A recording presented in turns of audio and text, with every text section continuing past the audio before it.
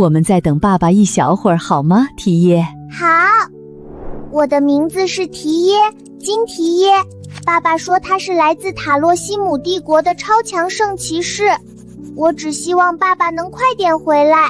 姐姐，出大事了，太可怕了！啊！天哪，我们该怎么办？这可怎么办才好啊！提耶，宝贝，你乖乖待在这里，别动。死者身份不明，无亲属认领。等了很久吧，提耶。这是爸爸的东西。爸爸明明说过，我们会在一起生活很久的。要我救他吗？如果我救了你爸爸，你是不是就能停止哭泣了？为了做到这一点，你必须抛弃在这里度过的所有时光。我要去塔尼蓬，救回妈妈！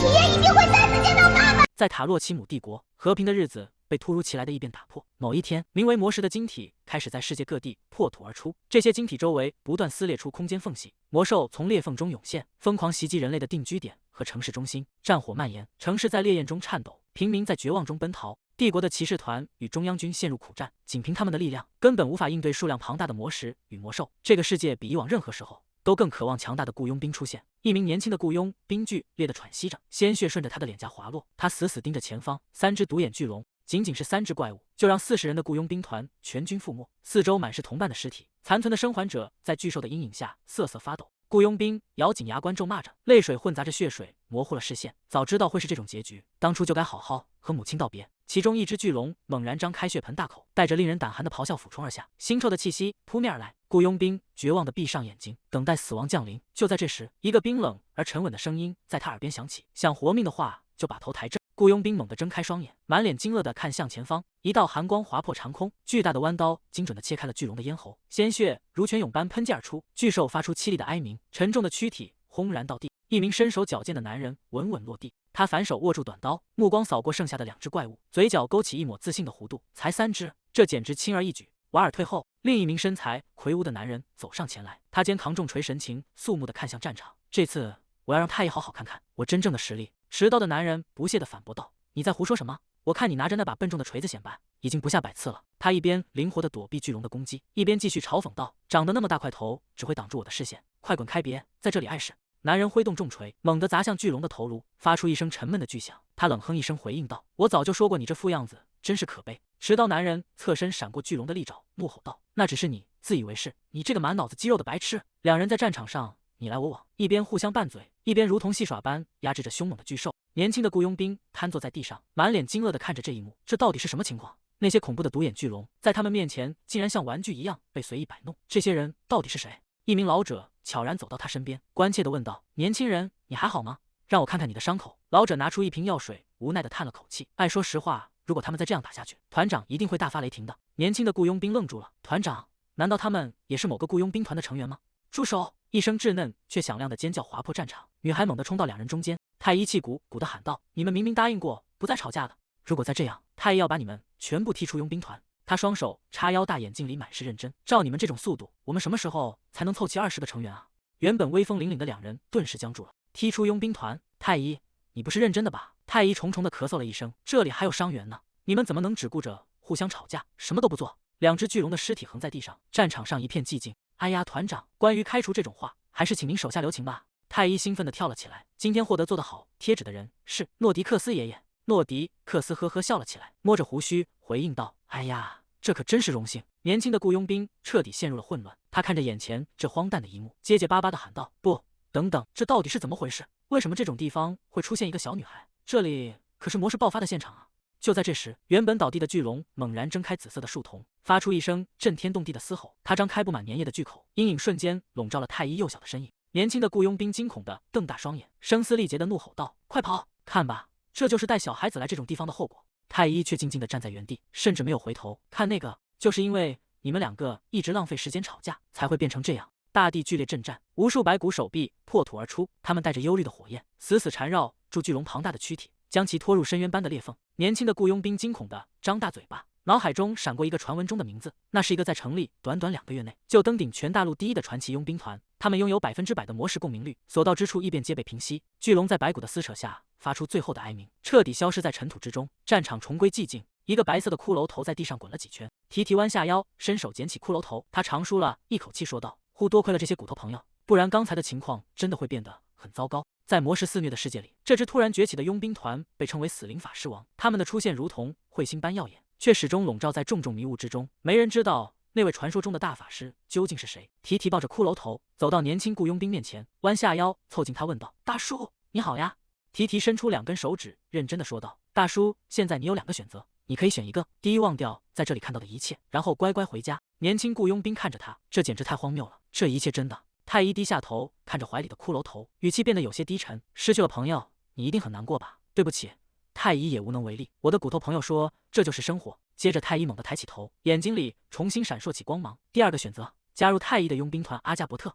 年轻的雇佣兵满脸惊骇，他终于明白为什么至今没人知道死灵法师王的真实身份了。他颤抖着声音问道：“你真的是那个死灵法师王？”太医开心地笑了起来，眼睛眯成了月牙状。没错，那就是太医。在世人的传闻中，死灵法师王是一个能随心所欲地操控怨灵魔法，召唤并奴役灵魂，强迫尸体为他战斗。他指着同伴身上整洁的制服，兴奋地推销道：“如果你加入我们，太医会给你一套像这样漂亮的制服。看这里，还有一个可爱的塔尼旁挂件呢。”这个被传为能够像拍苍蝇一样轻松平定世界各地魔石的传奇人物，此刻正像个天真的孩子一样，对着幸存者发出了入团邀请。太医抱着骷髅头，歪着脑袋继续说道：“但是如果你还是不喜欢的话，也没关系，太医会用魔法抹掉你的记忆，然后把你送到那边的村子里去。”接着他像是想到了什么了不起的福利，捂着嘴咯咯笑了起来。还有哦，如果你加入我们，偶尔还可以睡懒觉呢，是不是很棒？年轻的雇佣兵彻底傻了眼，为什么当雇佣兵还能允许睡懒觉？诺迪克斯在一旁无奈地解释道：“啊，因为从上午10点到下午4点，团长必须去托儿所报到。”年轻的雇佣兵呆若木鸡，托儿所，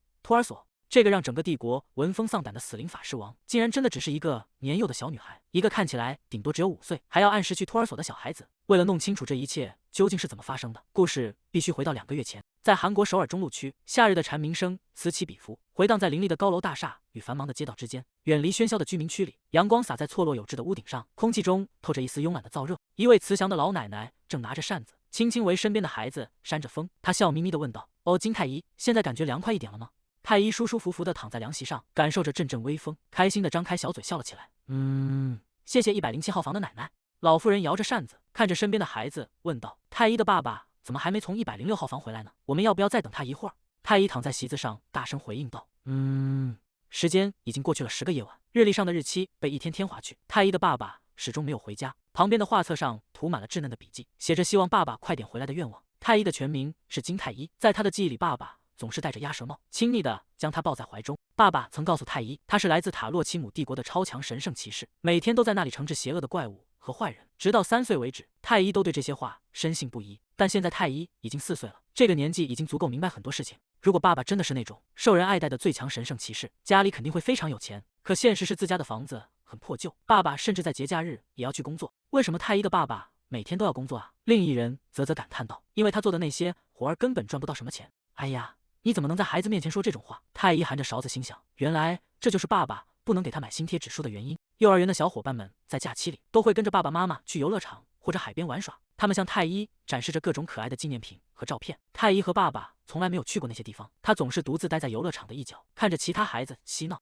但太医并不在意这些，因为住在精致别墅的大人们都很喜欢他和爸爸。太医的爸爸长得那么帅，怎么会落到这种地步？老妇人摸着太医的头，满脸愁容。如果不给太医登记出生证明，他以后该怎么上学啊？另一名妇女压低声音回应道：“他怎么敢去登记呢？非法移民一旦被抓到，罚款可是个天文数字，万一被抓到遣送回国，太医也得跟着离开，那106号房的小伙子就要和女儿分开了，这该多悲惨啊！”老妇人紧紧抱住太医，心疼地感叹道：“幸好幼儿园园长是个好心人，要是园长不肯接收太医，这孩子早就跟不上同龄人了。”太医不仅聪明，甚至还自学了识字。邻居们围着他夸奖道：“我这辈子都没见过这么聪明的孩子。”爸爸曾牵着太医的手走在阳光下，温柔地承诺道：“爸爸会和太医永远生活在一起。总有一天，我们要回到爸爸的家乡，住进更大的房子，吃很多好吃的食物。爸爸每天都会让太医开心地笑。”太医被爸爸高高举起，因为太医和爸爸是世界上最爱彼此的人。在太医心里，爸爸比1000本、10000本新的贴纸书都要珍贵得多。太医在画册上贴满贴纸，写下希望爸爸快点回家的心愿。他闭上眼睛，脸上带着小小的期盼，只要爸爸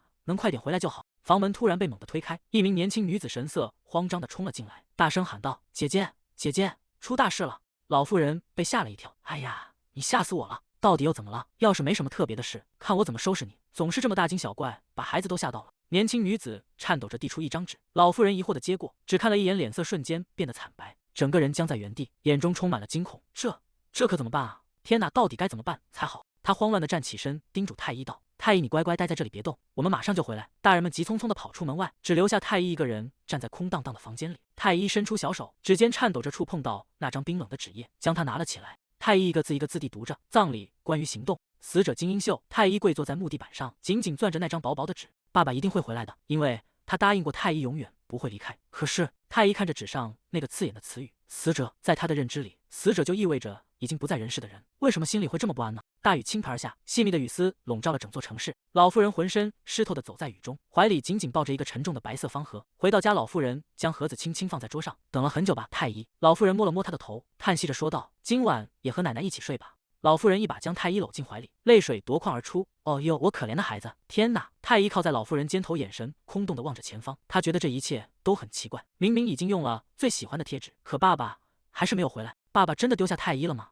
太医躺在老妇人身边，睁着大大的眼睛望着天花板。他悄悄翻过身，爬下了床。太医走向那个白色的盒子，伸出小手，费力地将它从架子上搬了下来。太医坐在地上，慢慢打开了盖子，里面整齐地放着爸爸的遗物。这是爸爸的钱包，这也是爸爸的东西。爸爸明明说过要和太医永远生活在一起，还要带太医一起回他的家乡。太医的眼眶湿润了，大颗大颗的泪珠滚落下来。可是爸爸却丢下太医一个人，就这样离开了。太医从盒子里拿出一枚镶嵌着红色宝石的吊坠，他把它紧紧贴在胸口，在寂静的房间里失声痛哭。太医不需要别的东西，太医只要爸爸回来。突然，手中的吊坠迸发出耀眼的光芒，一股强大的力量在房间内激荡开来，狂风平地而起，吹乱了太医的长发。太医惊恐地瞪大双眼，呆呆地看着悬浮在半空中的吊坠。一个低沉的声音从光芒中传来：“你为什么在哭？”太医吓得屏住了呼吸，结结巴巴地说道：“石头在说话。”一只全身覆盖着黑色鳞片的小龙出现在太医面前。“我问你为什么在哭？”太医难以置信地看着眼前的生物，石头变身了。难道这就是爸爸说过的魔法？他惊讶地张着嘴巴喊道：“塔尼庞！”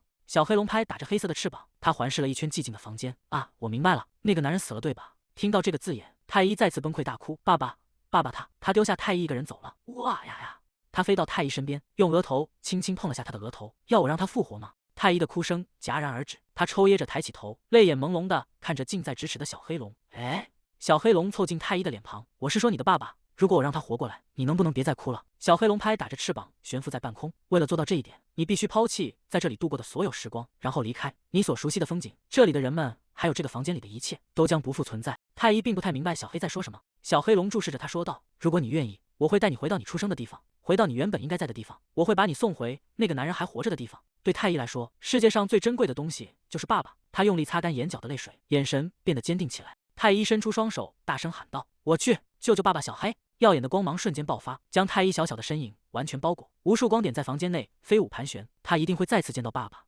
微风拂过繁花盛开的山坡，花瓣随风起舞，阳光洒在翠绿的草地上。太医蜷缩在宽大的床铺上，太医缓缓睁开双眼，他下意识地呢喃着：“爸爸，你醒了吗？”一个陌生的声音在上方响起，太医愣住了，眼前出现了一名黑发红眼的少年，他正俯身看着他，头顶上那对黑色的兽耳微微动了动。太医吓得张大了嘴巴，眼泪还挂在眼角，他惊恐地向后缩去：“你是谁？哎，那些脚，你是小黑对吧？”太医兴奋地凑上前去：“你竟然也能变成人类吗？”小黑有些局促地抓了抓头发。太医环顾四周，疑惑地问道：“但是小黑，我们在哪儿？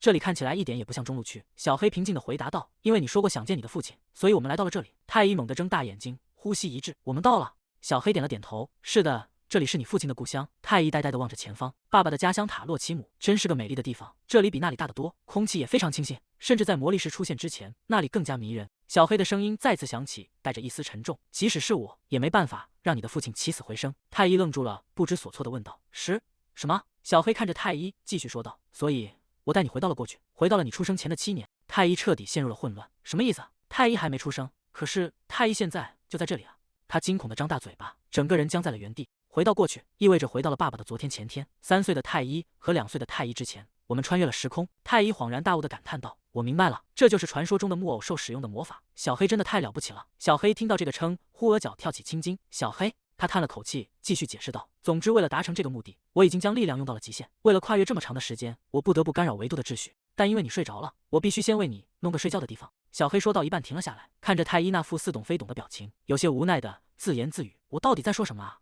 他重新组织语言，认真的看向太一。重点是在这个世界里，你的父亲确实还活着。太一的眼睛瞬间亮了起来，充满了期待和喜悦。但是小黑变回了幼龙形态，生活在这里的父亲并不会知道你是谁。这个地方比你想象的要大得多，而且我们甚至无法保证一定能遇见他。太一沉默了片刻，泪水再次在眼眶里打转。我能找到他，就算爸爸不认得太一也没关系，只要能再次见到他，太一可以解释一切。太一双手紧紧交握在胸前，眼中闪烁着泪光与希望。爸爸在这里还活着。他想起爸爸曾经说过的话，他说过自己是最强的圣骑士，而那些圣骑士聚集的地方就是帝国皇都。太一抬起手，用力揉了揉红肿的眼睛，吸了吸鼻子，重新振作起来。那我们出发吧，小黑，去帝国皇都。塔洛奇姆帝国南端布里奥伍德森林，茂密的丛林中传出阵阵响动。巴斯托狠狠咬了一口手中的干粮，眉头紧锁地抱怨道：“这味道真是苦得要命。果然花一整天时间设陷阱根本没用，那些从魔力石里钻出来的怪物早就把林子里的野兽吃光了。”巴斯托展开一张破旧的地图，粗糙的手指划过密林与城镇的标记。他在地图上的红圈处重重打了个叉，只要围剿了这一块的魔力石，另一边马上就会冒出新的来，没完没了。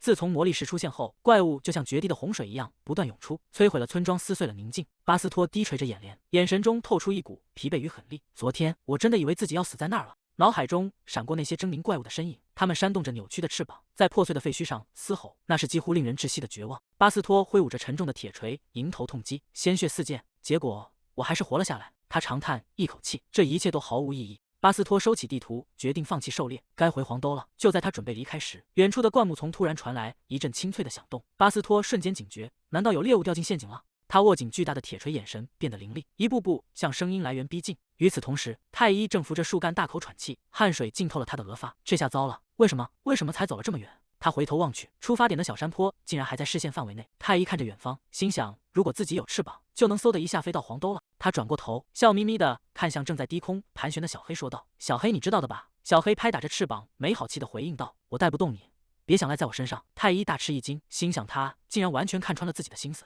小黑继续说道：“还有，我不叫什么小黑。”太一瞪大眼睛问道：“真的吗？那你果然是传说中的木偶兽吧？”小黑无奈地叹了口气：“我现在什么都做不了，力量已经全部耗尽了。”太一停下脚步，心中满是愧疚。原来小黑为了实现太一的愿望，已经把所有力量都用掉了。太一不该在还没道谢的情况下就这么任性。他赶紧追上去喊道：“嘿，太一，来帮你按摩肩膀吧！我在幼儿园学过按摩，在鹌鹑班可是第1名呢。”他猛地加速躲开，大声拒绝道：“算了，根本不需要。就算我还有余力，也不能使用传送之类的魔法，那种魔法会留下痕迹，我们会被追踪的。”就在这时，森林深处突然传来一阵金属碰撞的清脆声响。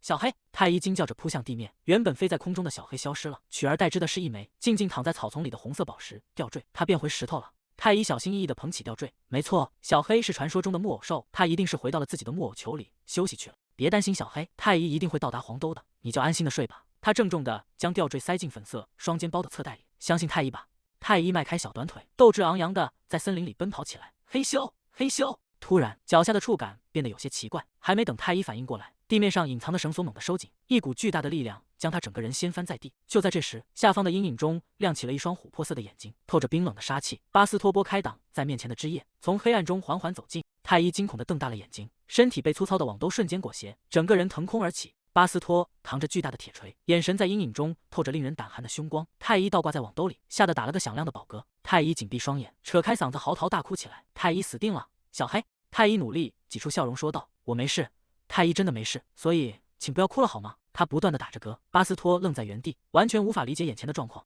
在这片怪物出没的森林里，一个年幼的小女孩独自出现在深夜，甚至还掉进了他亲手布置的陷阱。他明明才是那个身陷险境的人，却反过来在安慰自己。太一在网兜里挣扎着说道：“太一真的没关系，而且我的爸爸就在附近，他很快就会过来的，所以请你快点离开这里吧。”巴斯托轻笑一声说道：“原来爸爸就在附近啊！这个年纪的孩子确实只要一眨眼就会跑丢，不过要是让你爸爸看到你现在这副样子，他肯定会吓坏的吧？”他伸出粗壮的手臂抓向网兜，“别乱动，我现在就放你出来！”太一惊恐地瞪大眼睛，大声尖叫起来：“小黑，救救我！小黑！”他在网兜里拼命挣扎。巴斯托一边解开绳索一边说道：“没错，哭得再大声一点，这样你爸爸才能顺着声音找过来。”太一抽泣着说道：“我说的都是真的，太一的爸爸真的在这里。”巴斯托看着哭得愈发厉害的小女孩，感到有些无奈。他发现只要一提到爸爸，这个孩子就哭得更凶了。绳索终于松开，太一跌坐在草地上。巴斯托转过身说道：“好了，快去找你爸爸吧。”太一呆呆地坐在地上，怯生生地问道：“大叔，你不抓太一了吗？”巴斯托停下脚步，疑惑地回头看向他：“我为什么要抓你？”太一抹着眼泪说道：“因为你是个绑架犯啊！”巴斯托猛地愣住，他低头看了看自己满身干涸的血迹，乱糟糟的长发散发着多日未洗的酸臭味，整个人看起来确实充满了威胁感。原来这孩子一直在哭，是因为我的长相吗？巴斯托叹了口气说道：“我不是绑架犯，那个陷阱不是为你准备的，只是想抓只兔子吃。”太医惊叫道：“兔子！”巴斯托看着他惊恐的样子，意识到自己的解释似乎适得其反了，他无奈地放下手中的重锤。好吧，你看，我会退到很远的地方。他举起双手，示意自己没有恶意。快回到你爸爸身边去吧，一个人待在这里很危险。太医背着粉色双肩包，站在原地沉默了一会儿，随后转过身，迈着小短腿，飞快地跑进了森林深处。巴斯托望着他离去的背影，有些担心地想到，他真的能安全找到父母吗？要不要悄悄跟在后面保护他？还没等他做出决定，远处突然传来一声惨叫，哇呀呀！太医在奔跑中脚下一滑，整个人重地摔在了草地上。太医趴在地上大声哭泣。巴斯托看着他才跑出3步就摔倒的样子，无奈地叹了口气。大叔，太医的腿。太医坐在草地上，白皙的小腿被树枝划开了一道深深的口子，鲜血顺着伤口流了下来。巴斯托从怀里掏出干净的绷带，小心翼翼地缠绕在太医受伤的小腿上。太医看着巴斯托熟练包扎的动作，小声问道：“大叔，兔子好吃吗？”巴斯托低着头回应道：“好吃。”太医歪着脑袋追问道：“那它们是什么味道的？像哞哞牛一样吗？”巴斯托一边系紧绷带一边随口答道：“所有的肉吃起来都差不多。”太医立刻反驳道：“才不是！哼哼，猪哞哞牛还有咯咯鸡的味道全都不一样。”巴斯托看着太医认真争辩的样子，嘴角露出一丝不易察觉的微笑。这孩子对各种肉类这么了解，难道是个小贵族？他环顾四周，森林里静悄悄的，除了太医刚才的哭声，没有任何其他动静。太医刚才说他的爸爸就在附近，可到现在也没见人影，看来他是一个人走丢了。巴斯托盯着太医问道：“喂，跟我说实话，你爸爸现在到底在哪里？”太医缩了缩脖子，两只小手局促地搅在一起，沉默了许久，才小声嘟囔道：“其实他在一个叫帝都的地方。”巴斯托愣住了，帝都？这里距离帝都至少有5天的路程，就算这片森林离都城不算太远，也绝不是一个孩子能独自走完的距离。篝火上的铁锅正冒着热气，浓汤在火光中翻滚，发出咕嘟咕嘟的声音。巴斯托看着太医问道：“你刚才不是还说你爸爸就在附近吗？”太医有些心虚地避开视线，支支吾吾地解释道：“那是因为老师教过我们，如果遇到了绑架犯，绝对不能大喊救命。”他凑近巴斯托，神秘的低声说道：“老师说，绝对不能表现出害怕的样子，更不能激怒绑架犯，要冷静地和对方谈判。”巴斯托听得一脸茫然，这孩子上的到底是什么学校，竟然连应对绑架的流程都教？巴斯托拿起勺子搅拌着汤，无论这孩子说的话是真是假，有一点是可以肯定的，他现在确实无处可去。从他的衣着谈吐来看，显然是在富足且充满关爱的家庭中长大的。如果他的父母知道这样一个孩子独自在森林里徘徊，一定会心碎不已。巴斯托沉默了一会儿，说道：“我会带你去那里的，去帝都。”太医惊讶地抬起头，大眼睛里闪烁着光芒。巴斯托端起一碗热气腾腾的浓汤：“你爸爸一定在那里等着你。”太医接过木碗，感受着手心传来的温度，脸上终于露出了灿烂的笑容。“没错，爸爸正在等着太医呢。”巴斯托喝了一口汤，说道：“我本来就打算去帝都，去上报昨天采集到的魔力石。”太医看着碗里的汤，脸色突然变得有些僵硬。“这是什么？”巴斯托回应道：“胡萝卜汤。”胡萝卜。太医盯着碗里橙色的蔬菜，整个人僵住了。巴斯托催促道：“快吃吧，吃饱了才有力气去见你爸爸。”太医猛地一颤：“没错，如果挑食的话，就没法成长为一个强壮的孩子了。就算讨厌，也要忍住吃下去。”他的眼睛突然亮了起来：“好吃！胡萝卜又软又甜，简直像果冻一样。”太医开心地捧着碗，脸上洋溢着幸福的笑容。巴斯托问道：“还要再来一碗吗？”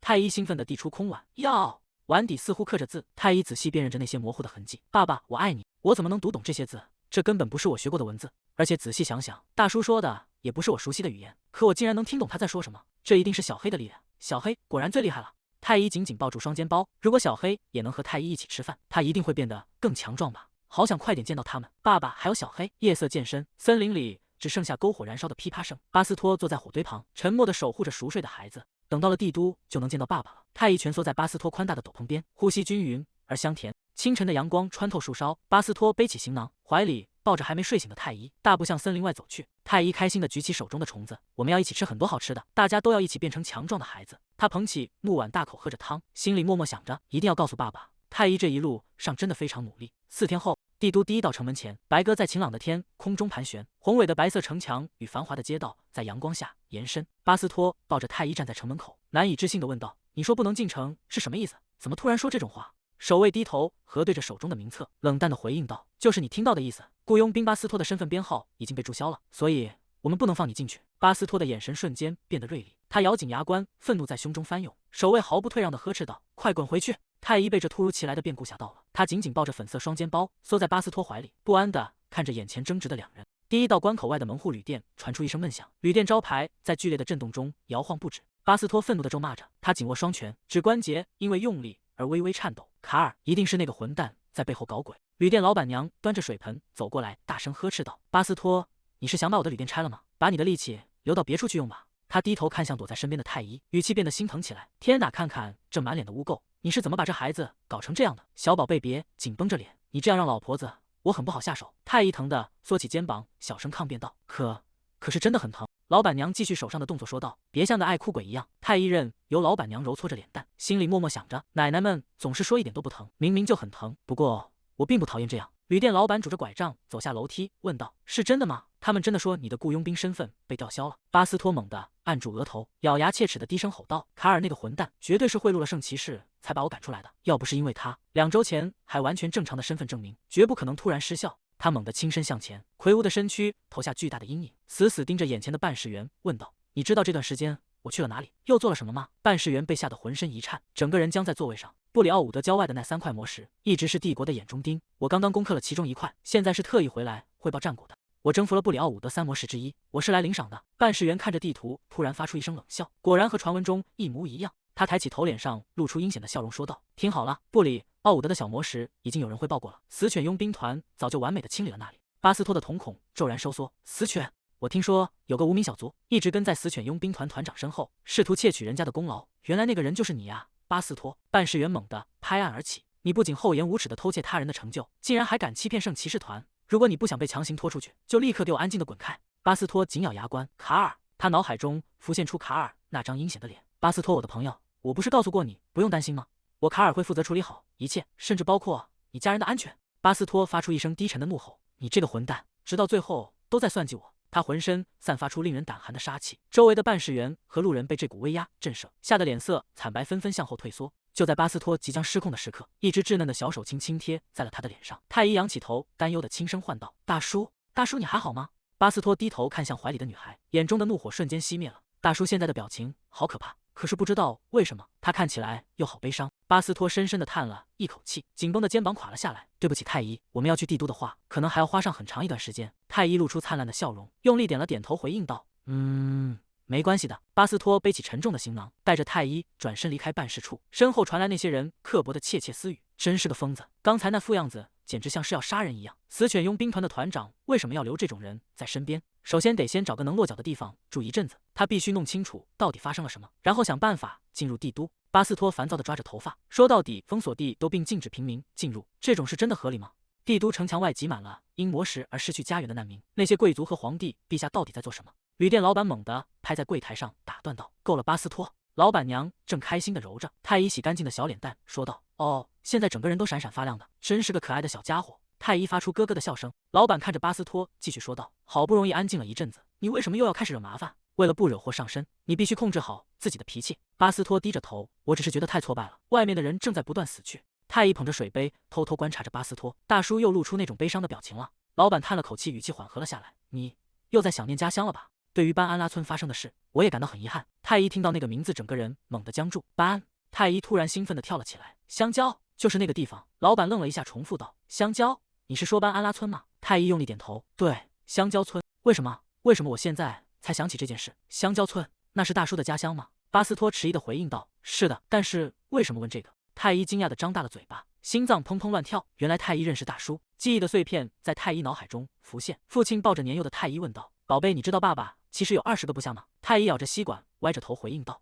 哎，那也不是很多呀。”父亲笑着解释道：“这已经很多了，拥有20个超级强悍的高手，可比拥有100个弱小的人强得多。”太医好奇地问道：“那爸爸的部下们都是传说中的数码宝贝吗？”父亲哈哈大笑起来：“当然了，他们都超级厉害。”他低下头，语气变得温和而怀念。在那些人当中，跟爸爸关系最亲近的人，就是传奇之锤巴斯托大叔。太医睁大眼睛，脑海中浮现出一个长着胡须的木锤形象。锤子大叔，虽然他最初并不是我的部下，他曾是一个名叫死犬的佣兵团的副团长。太医好奇地问道：“死犬，那是什么啊？”父亲耐心地解释道：“死犬的意思就是死亡之犬。”太医倒吸一口凉气，惊呼道：“死亡之犬！”父亲接着说道：“那个佣兵团的根据地就在班安拉村，但是他们的团长卡尔总是把巴斯托大叔当成牛马一样使唤。他们的名字真的是卡尔和锤子吗？听起来简直像一套工具组。这就是爸爸说过的卡尔和锤子大叔。爸爸说过他们曾是朋友，可是卡尔却背叛了他，独自逃跑了。”在搬安拉村的时候，卡尔总是整天无所事事地偷懒，却让巴斯托大叔每天出去征服魔石，而巴斯托大叔从来没有拒绝过他一次。巴斯托之所以愿意忍受卡尔的差遣，是因为卡尔曾郑重承诺，在他外出征战期间，会替他照顾好留在家乡的妻子和女儿。然而，毁灭之日毫无预兆地降临在了班安拉村。原本只在深夜出没的怪物们，竟然在白昼成群结队的现身。太医听得入神，父亲神情严肃地叮嘱道：“宝贝，你要记住，在那样的日子里，即便对我们来说，回到村庄也是极其危险的。”太医似懂非懂地用力点头。可偏偏在那一天，巴斯托为了征服另一块魔石，正远在村庄之外。卡尔，怪物正成群结队地涌向村子边缘，快召集所有的雇佣兵，村子有危险了！村民们惊恐地尖叫着，四处奔逃求救。而此时的卡尔正独自坐在酒馆的角落里，他捂着宿醉未醒的脑袋，发出一声不耐烦的呻吟：“啊，真是的，头疼的快要炸开了！”卡尔站在高处，对着惊恐的村民们嘶吼：“所有人立刻回家，安静等着，我会去查明情况，很快就带你们撤离。”然而，就在村民们满怀希望地躲进屋子时，卡尔却借着侦查情况的幌子，带着装满财宝的马车秘密逃离了村庄。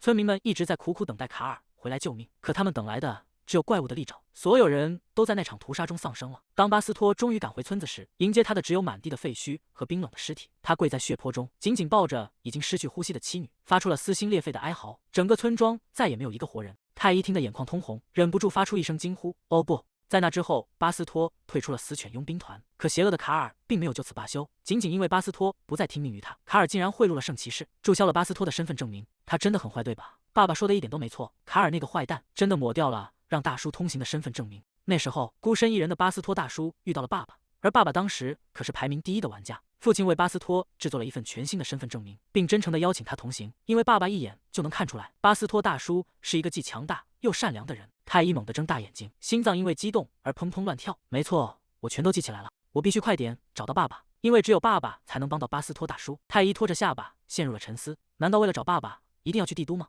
他越想越觉得苦恼，爸爸就在帝都里面，可是太医进不去啊！如果不进去找到爸爸，就没办法帮到那位大叔了。但是真的进不去吗？太医抓着头发，发出了苦闷的哀叹，这简直是遇到了大危机。夜幕降临，月亮挂在深蓝色的夜空，整座宅邸陷入了寂静。太医躺在床上，即便在睡梦中也紧锁着眉头，一只戴着露指手套的手伸向床边，轻轻拉起被角，盖在了太医的肩头。巴斯托坐在床沿，低头注视着这个小小的身影，陷入了沉思：是该重新弄一个佣兵身份编号吗？还是说有别的办法能进入帝都？就算自己不能陪他一起去，也必须把这孩子托付给可靠的人，让他平安抵达那里。虽然相处的时间很短，然而在无人察觉的角落，那个粉色双肩包的拉链缝隙中，突然亮起了一双暗红色的眼睛，正悠悠地注视着周围。他睡得那么安详，看起来什么都没发生。原本担心的心情总算平复了一些。你竟然一个人走到了这里，真是让我担心坏了。真想再多陪你一会儿，可是我的力量还没有完全恢复，仅仅是让时间倒流了一点点，就变得这么狼狈，真是太难看了。少年轻轻抚摸着太医的头发，再等我一下，太医。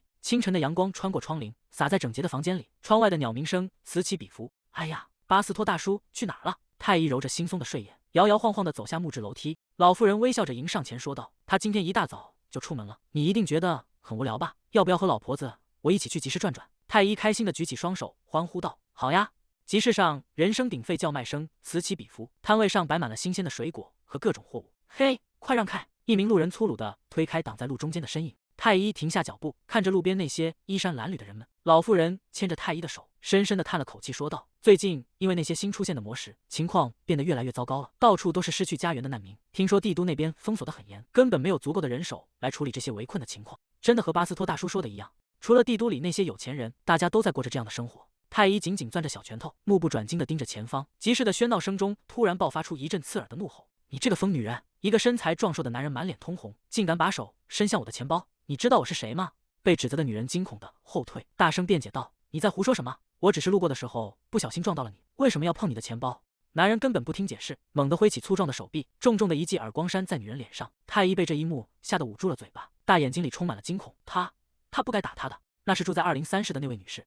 那个坏男人以前也总是这样，每天都在打他。太医脑海中浮现出那位邻居大姐姐温柔的笑脸，她总是亲昵的打招呼。太医今天学到了什么啊？要不要姐姐给你买冰淇淋吃？那样善良的人却总是带着满脸的伤痕。太医鼓起腮帮子，心中燃起一团怒火，打人的人都是坏蛋！住手！太医猛地冲了出去，张开小小的双臂挡在那个女人面前。打人是不对的。周围的人群发出一阵惊呼，老妇人也吓了一跳。哎呀，这孩子怎么跑出去了？男人低下头气的咬牙切齿，这又是从哪儿冒出来的小鬼？围观的群众开始小声议论：“喂，快住手吧！那个女人确实没偷东西啊。”男人环视四周，恼羞成怒的吼道：“你们这群家伙，知道自己在跟谁说话吗？”老妇人快步走上前，一把将太医护在身后。听好了，年轻人，你最好动动脑子再说话。这里可是关卡后巷，住在这里的人都已经一无所有了，他们可没什么好失去的。男人被老妇人气势汹汹的样子震慑住了，他后退了半步，有些心虚的反问道：“你到底想说什么？”老妇人面色阴沉，语气冰冷的说道：“管你是贵族还是富商，在这里都毫无意义。”周围的难民们缓缓围拢过来，眼神中透着令人胆寒的死寂。老妇人继续警告道：“如果你不想在半夜变成一具无名尸体，就趁现在安静的滚开。”男人环视四周，看着那些不怀好意的目光，额头上渗出了冷汗，真是倒霉透了。男人骂骂咧咧的推开人群，狼狈的逃离了集市。太医两眼放光的看着老妇人，心中暗自惊叹：奶奶简直是深藏不露的高手呀！那个披着斗篷的女人缓缓站起身，老妇人打量着她问道：“你是住在2楼阁楼里的那个孩子吧？看样子你已经好几天没回家了，到底在这里做什么？”少管闲事老太婆。太医被这粗鲁的称呼吓了一跳，整个人都呆住了。老太婆。老妇人并没有生气，反而竖起手指教训道：“你的礼仪都学到哪儿去了？你知不知道自己现在的样子有多狼狈？”披着斗篷的女人沉默地盯着镜子里的自己，脸颊上的红肿清晰可见。她咬紧牙关，发出一声不甘的低咒：“该死！”老妇人不由分说地拽起女人的衣角，语气强硬地命令道：“总之先跟我走。”太医紧紧抓着老妇人的衣摆，小脸长得通红。太医刚才是帮了一个好人，对吧？女人斗篷下的双眼布满血丝，透着一股令人胆寒的戾气，那阴沉的目光直勾勾地盯着太医。太医吓得魂飞魄散，嘴巴张得大大的：“对吧？”回到宅邸，老妇人一边忙碌一边吩咐道：“小宝贝，快去准备吃晚饭了。”随后她转过头，将一条干净的湿毛巾扔到桌上，对那个女人说道：“你用这个擦擦脸。”女人看着桌上的毛巾，一脸嫌弃的拒绝道：“不用了，谁会用这种东西？”老妇人头也不回的对了一句：“你是想让我亲手把它按在你脸上吗？”女人被噎得说不出话来，抓起毛巾狠狠擦拭着脸上的污渍，嘴里还不停地嘟囔着一些太医听不懂的抱怨。太医坐在高高的椅子上，缩着脖子：“这个姐姐真的好凶呀！”太医鼓起勇气，小声地说道：“你太坏了！”对方停下动作，冷冷地反问道：“什么？”太医缩了缩肩膀，还是忍不住问道：“姐姐，你真的偷了那个钱包吗？”太医张开小手，努力做出老虎扑食的样子：“如果你一直这么坏的话，大老虎会把你抓走的。”什么？对方像是听到了什么极其荒谬的话，他猛地站起身来，愤怒地吼道：“你叫谁姐姐呢？”太医吓得整个人往后一仰，差点从椅子上摔下去。对方一把扯掉头上的兜帽，露出一张英气十足的脸：“刚才那个蠢猪也是，为什么每个人都觉得我是女的？听好了，你这个小不点，我是男的。”太医整个人僵在原地，双眼瞪得滚圆：“不是大姐姐，是大哥哥。”维尔没好气地坐在一旁，太医缩在椅子上，双手捂着脸颊。太医从未见过长得这么像大姐姐的哥哥，这对他来说还是头一次。房门被推开，巴斯托出现在门口。维尔顺势挑起嘴角，露出一抹得意的坏笑。既然说到这个话题，没错，那个钱包就是我偷的。他举起手中的布袋，在指尖晃了晃。不对，等等，那本来就是我的东西，我只是把它拿回来而已。维尔回想起那个像猪一样的男人，对方曾承诺为他的佣兵团寻找新成员，结果却想卷款潜逃。维尔冷哼一声，在他眼皮子底下耍花招可没那么容易。太医眨着大眼睛问道：“佣兵团？”巴斯托坐在一旁，神情严肃地听着。维尔无奈地摊开手说道：“没错，像我这样的人是不可能被封为骑士的，所以想要靠狩猎魔物赚钱，唯一的出路就是成为佣兵，对吧？”太医像是突然想到了什么，猛地凑到维尔面前问道：“如果我们组建了佣兵团，那是不是意味着太医也能拿到身份卡了？”维尔看着兴奋的小女孩回应道：“没错，不过你得先通过佣兵考试才行。”太医的眼睛瞬间亮了起来：“就是这个，那我们就和太医一起组建佣兵团吧。”维尔难以置信地哈了一声：“你在胡说什么？你只是个小鬼！”太医被吓得缩起肩膀，维尔指着他继续喊道：“我要找的是能帮我赚钱的专家，明白吗？你以为我是谁？我可是个暗杀者，这世界上哪有暗杀者会跟一个小鬼组队的？”维尔伸出手指，用力戳着太医的额头，太医被戳得眼泪汪汪，委屈地嘟囔道：“那母狮子呢？”维尔气得大叫：“还母狮子？我才不是什么母狮子！但是太医还有小黑，小黑可是传奇傀儡兽。”维尔一脸嫌弃地看着那个背包，傀儡兽那是什么鬼东西？太医不服气地挺起胸膛，指着一旁的巴斯托喊道：“还有大锤叔叔，巴斯托超级厉害的。”维尔愣了一下，疑惑地问道：“大锤？那是谁？”巴斯托重重地咳嗽了一声。太医兴奋地扑向巴斯托：“大锤叔叔！”巴斯托纠正道：“是大锤，不是巴斯托。法瑞克斯，你要组建佣兵团，这是真的吗？”维尔盯着眼前这个壮硕如山的男人，这头肌肉猪又是从哪冒出来的？巴斯托站在屋子中央：“我可以独自处理小型魔力石，虽然暂时弄丢了佣兵证，但我这辈子一直都是个佣兵。就在6天前，我一个人拿下了布里奥伍德的小型魔力石。”太医兴奋地跳进巴斯托怀里：“大哥哥，我们就和太医一起组建佣兵团吧。”维尔陷入了沉思。布里奥伍德的小型魔力石，不久前在第1关口排名第12位的死犬佣兵团回来了，你们还愣在那干什么？快让开！我们刚从围攻小型魔力石的战场回来。维尔当时正坐在角落里，他拉低兜帽遮住脸，厌恶地皱起眉头，真是吵死了！不管是死犬还是什么混蛋团，看起来都让人不爽。守卫们甚至没有检查核心就直接放行。为什么这些佣兵和圣骑士的关系如此亲密？难道他们有某种特殊的联系？布里奥伍德只有一颗小型魔力石，而那群人声称自己攻占了他。维尔收回思绪，眼神锐利地盯着巴斯托说道：“别想骗我！我听说已经有别的佣兵团拿下了那块石头。”太医气得满脸通红，挥舞着小拳头，大声抗议道：“不对，你这个笨蛋！那些都是大锤叔叔做的，是那个坏心肠的老卡尔撒谎偷走了功劳。卡尔还弄丢了大锤叔叔的身份卡，让他现在过得很辛苦。大哥哥，你到底懂不懂呀？”巴斯托坦然地回视着他说道：“我不在乎你信不信，我可以证明给你看。现在我只需要一张新的身份卡，这样我才能去王都。我答应过这个孩子，要带他去找他的父亲。他说他的父亲就在王都。”维尔愣了一下，父亲？他猛地跳起来，指着太医大声喊道：“父亲，你是个走丢的小鬼吗？所以你根本不是他的女儿？”“没错，他刚才确实叫他叔叔，而且你们长得一点都不像。”巴斯托沉默地站在原地，维尔盯着这一大一小，虽然看起来有点傻，但感觉不像在撒谎。那个佣兵团确实很可疑，他们偷走了这个壮汉的功劳，然后注销了他的身份卡，让他因为害怕报复而无法靠近王都。维尔深深地叹了口气，捂着额头坐了下来。为了赏金而自相残杀，这在佣兵之间确实很常见。他在这个关口待了2个月，一直想找几个靠谱的家伙，可这里的人才实在太匮乏了。好不容易发出一次委托，结果还被对方从背后捅了一刀。他不想和那些半吊子的队友混在一起，更不想在考试中白白送命，或者在赚钱这种事上浪费更多时间。他回想起那些在贫民窟挣扎的孩子们，那些为了填饱肚子而努力欢笑的面孔，他必须尽快行动起来。维尔烦躁地抓乱了自己的长发，咬牙切齿地低声咒骂道：“该死！”他猛地转过身，一拳重重地砸在桌面上，发出一声闷响。“喂，大个子！”维尔站直身体，神情严肃地盯着巴斯托说道：“如果你跟不上我的节奏，或者成了我的累赘，我会毫不犹豫地丢下你，明白了吗？”巴斯托看着眼前这个气势汹汹的年轻人，平静地回应道：“你最好也擅长跑路，别反过来成了我的负担。”第二天，维尔和巴斯托一左一右牵着太医的小手，太医欢快地在草地上蹦跳着。魔力石，我们要去攻占魔力石了。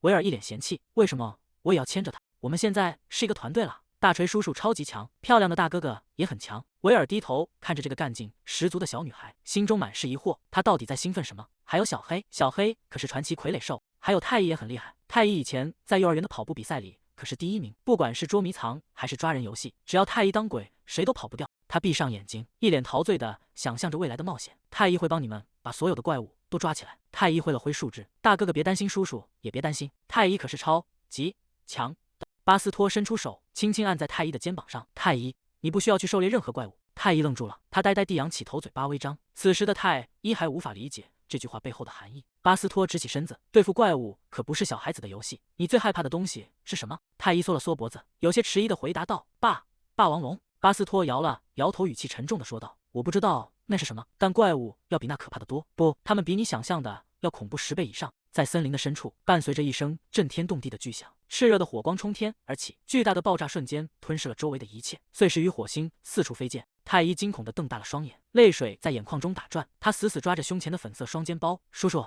大哥哥，不要啊！”巴斯托看着眼前的老者说道：“所以，我雇了一个人。”诺迪克斯拄着长木杖站在林间，向众人挥手致意。巴斯托低头看向身边的太医：“好了，太医，乖乖和爷爷待在这里。”太医小声回应道：“巴斯托转过身，对着诺迪克斯叮嘱道：“我们会在天亮前赶回来。”诺迪克斯微微点头：“既然是贾克斯介绍的，我一定会尽力而为。”太医紧紧抿着嘴唇，眼中泛起泪光。他想起自己刚才表现得太放松了，爸爸也说过怪物是很可怕的。男人竖起一根手指，神情严肃地告诫道：“首先，怪物的种类非常多，他们的攻击方式也各不相同，所以绝对不能掉以轻心。”太医在心里暗暗发誓，不能再这么幼稚了。他努力挺起胸膛，小声嘀咕道：“太医会乖乖等着。”维尔看着太医的样子，忍不住笑出声来：“没错，就该这样，别因为我们不在就哭鼻子好吗？”太医像是被踩到了尾巴，气鼓鼓地喊道：“咦，太医才不会哭，太医已经不是小孩子了。”维尔转过头，一脸无奈地反驳道：“你在说什么呢？你本来就是个小孩子啊！我可是听说了，你第一次见到巴斯托的时候，哭得一把鼻涕一把泪，还求着他救救你，我全都听到了哦。”太医急得直跺脚：“我才没有！太医是大女孩了，不是小孩子，是大女孩。大人们总是用那个词来瞧不起太医。”维尔对着太医做了个鬼脸，说道：“那有什么区别吗？你这个小笨蛋！”太医气得在原地乱蹦。维尔哥哥说的全是谎话，太医在鹌鹑班可是第1名。巴斯托伸手按住维尔的肩膀，说道：“行了，你们2个别闹了，出发吧。”诺迪克斯在一旁笑着说道：“祝你们好运。”太医站在原地，轻轻挥动小手，说道：“再见，巴斯托叔叔。”巴斯托回过头，对着太医沉稳的颔首示意。维尔突然大声嚷嚷起来：“喂，那我呢？”太医鼓起腮帮子，一脸不情愿的小声嘀咕道：“哥哥也要小心。”那孩子真有意思，为什么要带他去魔石围攻战那种地方？我怀疑他可能是哪个贵族的私生女之类的。说实话，你刚才说的那些话里，这一句最让人怀疑，哪个贵族家的孩子会独自跑到这种森林里来？巴斯托低声回应道：“只是个猜测而已。”巴斯托继续说道：“信不信由你。最让我困惑的是，当我询问他父母的名字时，维尔和巴斯托并肩走向幽深的洞穴。这里曾是一座粮食仓库，如今却长满了细小的魔石，沦为了怪物的巢穴。”维尔提着油灯问道：“名字？为什么要为一个名字大惊小怪？”巴斯托回应道：“那是我从未听过的格式。”他说他姓金，名字叫太医。维尔愣了一下：“金？什么？那算什么名字？贵族绝对不可能起这种名字。就算他是个迷路的孩子，那也只是个孩子的片面之词。凭这种信息，真的能找到他的父亲吗？”这些家伙说的话听起来都很古怪，所以我昨天在黑市买了一些情报。维尔停下脚步，眼神变得深邃。根据情报，他在班安拉村失去家人后成了一名流浪佣兵，但在那之前，他曾是死犬的副队长，拥有极强的实力。失去家人确实令人遗憾，但如果他的实力名副其实，对我来说就是一个绝佳的机会。维尔提着油灯跟在后面，看着四周堆满木桶的废墟，说道：“越往深处走，这里就越像个迷宫。仓库的角落里零星散布着一些细小的魔石，散发出微弱的光芒。魔石之间的距离相当远，我们只需要清理掉离入口最近的那一个就离开。”仓库深处传来一阵令人毛骨悚然的摩擦声，仿佛有什么东西正在阴影中爬行。维尔咽了口唾沫，反手握紧腰间的短刀，说道：“我知道了，先说好，我会尽可能快的解决战斗，明白吗？”巴斯托单手拎起巨大的战锤，眼神中透出凌厉的寒芒，回应道：“我也一样。”仓库上方的横梁处，几道漆黑的影子正无声无息地掠过，利爪划过木材，发出刺耳的声响。仓库深处的空间突然剧烈震颤，一道巨大的紫色裂缝凭空撕裂，狂暴的能量从中喷涌而出，后面也有裂缝在蔓延。巴斯托脸色骤变，这种规模绝对不是小魔石能制造出来的裂缝。维尔提着油灯飞速奔跑，巴斯托在后方大声吼道：“喂，你要去哪里？”维尔猛地停下脚步，伸出手掌抵住前方扭曲的屏障，冷汗顺着脸颊滑落。该死，在那后面竟然还藏出了一颗中型魔石。仓库深处爆发出震耳欲聋的轰鸣，紫黑色的能量如潮水般从祭坛中心喷涌而出，狂暴的魔力将周围的石柱瞬间震碎。维尔被这股冲击力逼得连连后退，声嘶力竭地吼道：“快跑！”夜色笼罩着森林，诺迪克斯坐在帐篷前，在昏暗的灯火下闭目养神。太医蹲在草丛边，双手紧紧抱着粉色书包，不安地望向远处的山洞。“叔叔，大哥哥，他们会没事吗？”太医从怀里掏出那块金色怀表，“小黑，快点醒过来吧。”太医还有好多话想说。突然，一阵剧烈的震动从脚底传来，太医猛地抬起头，惊恐地看向远方。轰隆！远处的山脉爆发出一声惊天动地的巨响，炽热的火光瞬间撕裂了夜空。他惊慌失措地环顾四周，大地、天空，怎么了？巴斯托叔叔，维尔哥哥！轰！又是一声巨大的爆炸，远处的山洞入口彻底坍塌，滚烫的岩石与烈火四处飞溅，浓烟遮蔽了视线。太医停下脚步，呆呆地看着那片火海。就在这时，一个苍老而急促的声音从后方传来：“孩子！”一道耀眼的火柱冲天而起，彻底吞噬了周围的一切。烈焰在森林中疯狂肆虐。诺迪克斯猛地扑向太医，用宽大的长袍将他死死护在怀里。滚烫的火浪从他们头顶席卷而过。诺迪克斯看着四周升腾的火海，神情凝重地低声呢喃：“哎呀，看来情况变得很棘手了。”火光中传出一阵令人胆寒的低吼，一只浑身缠绕着紫色魔力与烈焰的怪物从废墟中爬出。怪物猛地张开血盆大口扑了过来，诺迪克斯侧身挡在太医身前：“快跑，我来吸引他们的注意。”太医瘫坐在地上，身体止步，驻地剧烈颤抖。诺迪克斯再次催促道：“快走！”太医挣扎着爬起来，双手死死抱住粉色书包，在黑暗的林间拼命奔跑。“不要！”巴斯托在火光中发出一声怒吼，他浑身血迹斑斑，手臂上的绷带已被鲜血浸透。维尔咬紧牙关，手中的短刀在混乱中挥舞。巴斯托叔叔要死了，维尔哥哥也是，还有诺迪克斯爷爷，大家都会死掉，就像那天一样。每一次，太医都什么也做不了。太医跪在焦黑的土地上，身体蜷缩成小小的一团。“求求你，求求你！”他紧紧攥住双手，泪水大颗大颗地砸在泥土里。“如果真的有神灵存在，请听听太医的祈祷吧，我再也不想和任何人分开了。”太医仰起头，发出一声撕心裂肺的哭喊，悲伤与恐惧在这一刻彻底爆发。就在这时，一股幽绿色的气息从他紧握的双手中溢出，如烟雾般缠绕盘旋。一个巨大的白骨头颅从烟雾中显现，空洞的眼眶里燃烧着幽绿色的魂火。维尔被巨大的利爪死死按住，鲜血溅落在地。他咬紧牙关，从喉咙里挤出愤怒的嘶吼：“你们这些混蛋！”巴斯托挥起沉重的战锤，猛地砸向怪物的头颅。怪物发出一声惨叫。前天我们侦查这一带的时候，这里还只有小型魔石，可就在这段时间里，中型魔石竟然也长出来了。涌出的怪物实在太多了。维尔被巨大的怪物死死压在身下，他急促地喘息着，看着周围不断逼近的黑影。仅凭我们两个，根本不可能解决这些家伙。维尔发出一声痛苦的闷哼，他颤抖着从怀中掏出一个药瓶，猛地拔掉瓶塞。与其被这些怪物活生生撕碎，我宁愿喝下毒药，结束这一切。他咬紧牙关，将药瓶举到嘴边。就在这生死关头，一道强光破空而至，伴随着一声巨响，原本压在维尔身上的怪物被瞬间击飞。维尔惊恐地瞪大了双眼，看着一截巨大的白骨从天而降，重重地砸在他面前。一只巨大的鼓手猛然伸出，紧接着无数具骷髅从高处跃下，他们发着幽光如潮水般涌入战场，与周围的怪物厮杀在一起。战场上充斥着怪物的惨叫声。维尔瘫坐在地，难以置信地看着眼前混乱的景象，这到底是怎么回事？他们在地下惨叫，我绝对没看错，刚才那是维尔。巴斯托猛地按住维尔的肩膀，维尔被吓了一跳，发出一声短促的惊呼。巴斯托神情严峻地问道：“发生什么了？你从来没说过你是个魔法师啊！”维尔愣住了，大声反驳道：“什么？你在胡说什么？我还以为是你做的，要是再晚1秒，我就没命了。”维尔死死攥紧手中的药瓶，他心有余悸地喘着粗气。巴斯托看着维尔的反应，意识到情况不对。如果不是你做的，那会是谁？他转过头看向那些从地底钻出来的东西，这些生物毫无疑问是黑暗生物，骷髅死灵术。这种黑暗属性的魔法本该是只存在于传说中的禁忌，但就在此时，那个施展这种恐怖魔法的人，那个在历史上首次现身的施法者就在附近。两人在林间的空地上相对而立，周围的空气依然凝重。在不远处的草丛边，几具骷髅正蹲在地上，他们发出的声响听起来像是在哭泣。维尔和巴斯托警觉地环顾四周，他们的目的到底是什么？为什么要救我们？就在这时，前方的树丛中闪过一道微弱的光芒，太医从树丛后走了出来，他怀里紧紧抱着一个白色的骷髅头，身后跟着一整排高大的骷髅士兵。巴斯托大叔，维尔哥哥，他再也忍不住，张开嘴大哭起来。你们还活着？是真的！太医一边抹着眼泪一边嚎啕大哭。太医好害怕，太医以为你们都要死掉了。维尔和巴斯托彻底愣在原地，看着这个哭成泪人儿的小女孩。一具骷髅弯下腰，用鼓手轻碰了碰太医的头。太医抽噎着抬起头问道：“真的吗？”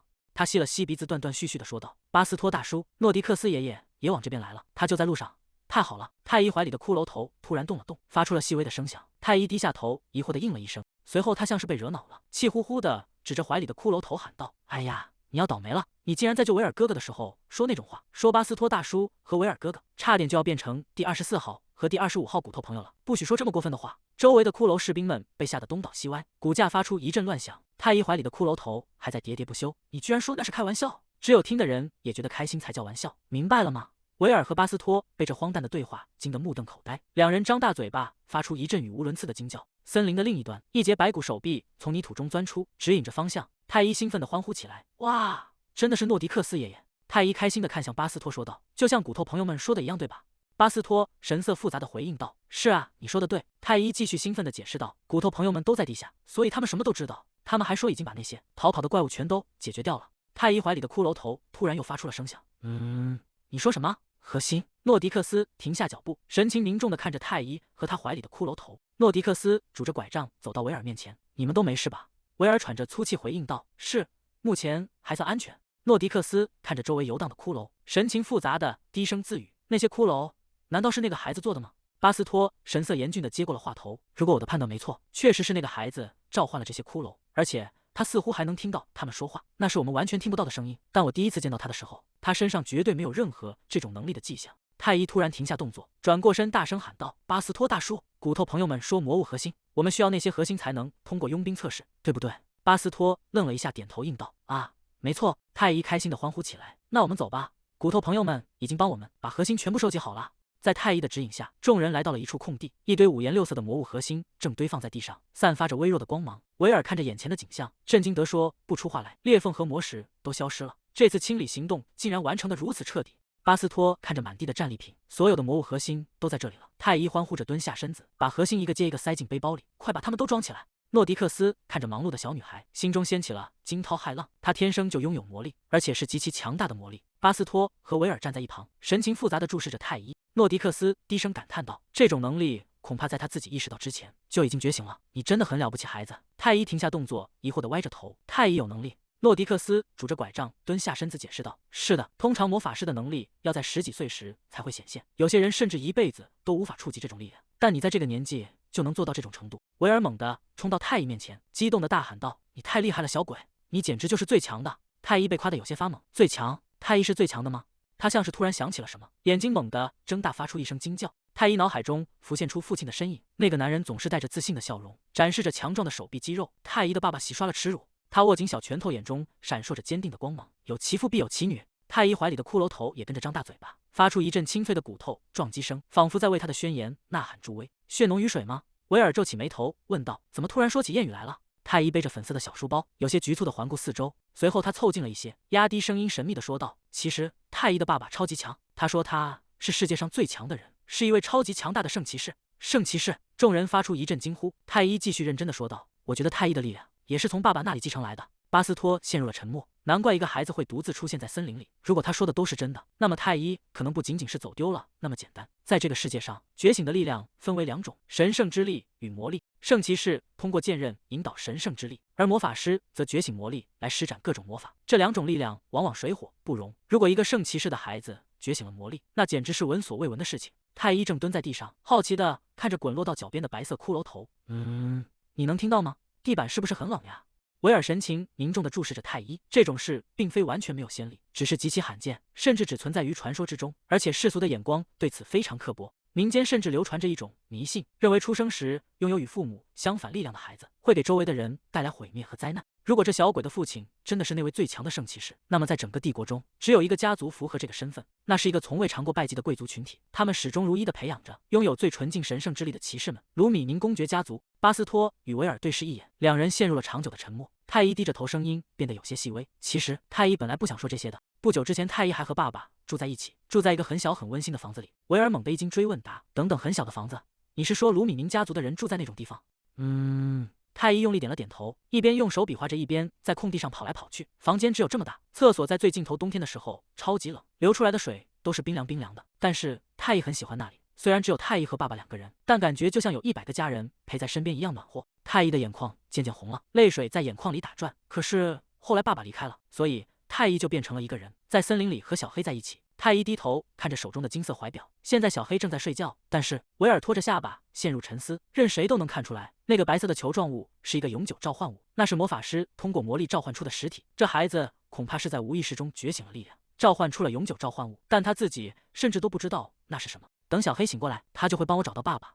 现在我们已经通过了佣兵考试，太医一定要去首都找到他。太医露出灿烂的笑容，就算爸爸不记得太医了，太医也没关系的。巴斯托和维尔愣在原地，维尔一脸惊愕地问道：“这是什么意思？他不记得自己的亲生女儿了？哪有这种父亲啊？”那是因为太医急忙摆着手解释道：“小黑用了魔法让时间倒流，所以我们回到了爸爸还不认识太医的时候。”太医眼眶里噙满了泪水。爸爸，他不是故意忘记的，爸爸肯定也想见到太医，但是因为魔法的关系，太医从爸爸的脑海里消失了。三人惊愕地僵在原地，眼中充满了难以置信的惊恐。维尔压低声音：“所以这孩子是说魔法抹去了他父亲的记忆？”诺迪克斯神情严峻地回应道：“我是这么理解的，怎么会有人对这么小的孩子做出这种残忍的事？高贵神圣的卢米宁家族，为了保护天生拥有满意魔力的太医，他的父亲一定带着他逃离了家族，躲在那种像马厩一样简陋的地方生活。但有人觉得这一切非常碍眼，于是他们残忍地抹去了父亲脑海中关于太医的所有记忆，将这个年幼的孩子独自丢弃在森林里等死。这就是他所经历的一切吗？”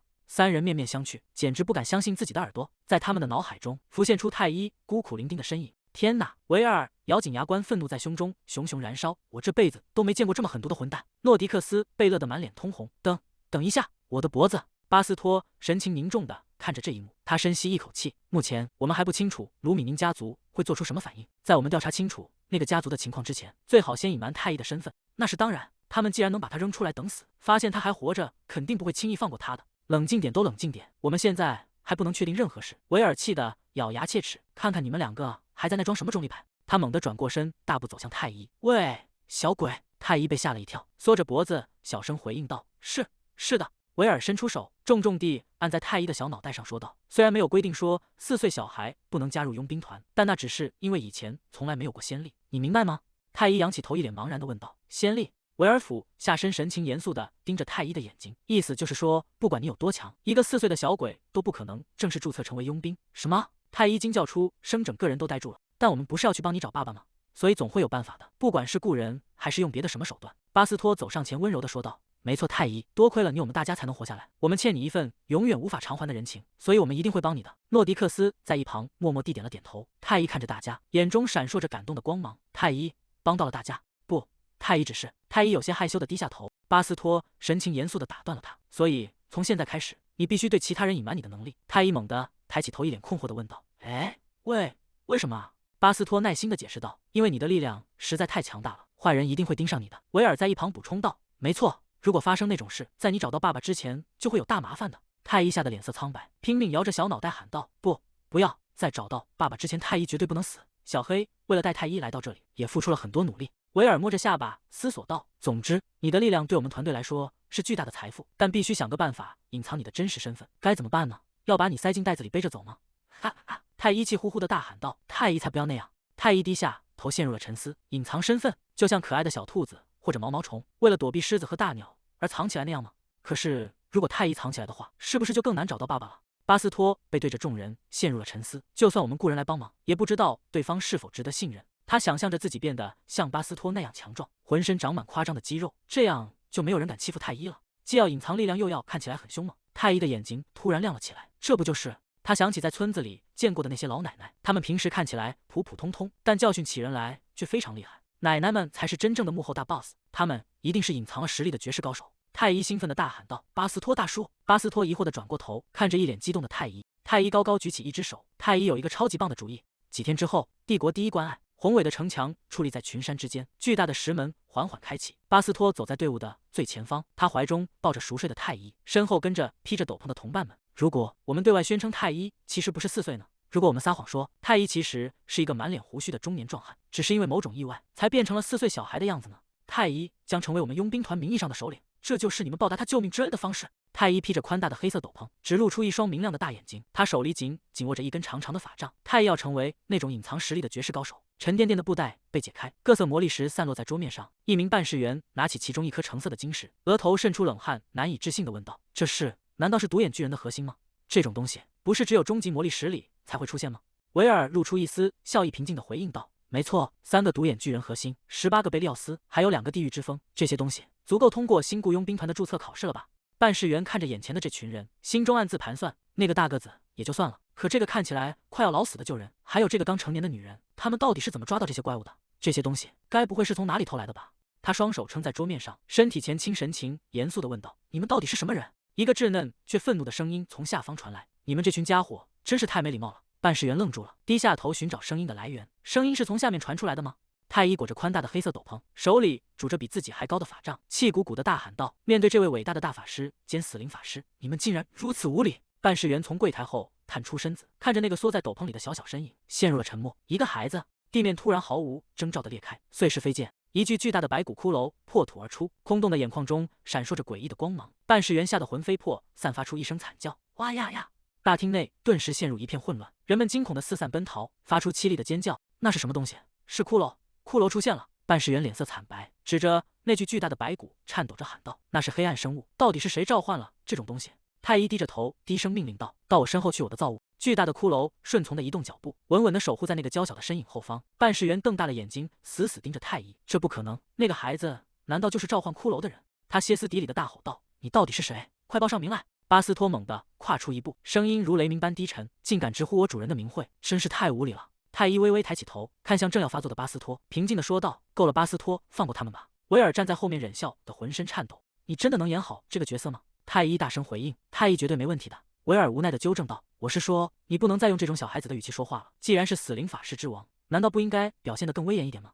太医紧张地咽了咽口水，点了点头。维尔继续叮嘱道：“在去注册雇佣兵之前，我们得先想好几句台词，而且穿得破旧一点，可能会更有说服力。”太医努力挺起胸膛，自言自语地给自己打气：“庄重威严，这是关于庄重又威严的太医。”维尔转过头，神情严肃地教导道：“总之，当你面对那些圣骑士的时候，声音一定要有力，要叫他们欧骑士，就像这样。现在你试一下。”太医隐没在宽大的兜帽阴影中，周身散发出幽暗的气息。他缓缓抬起手，声音低沉而冰冷：“哦，骑士，你真的对我的名字感到好奇吗？”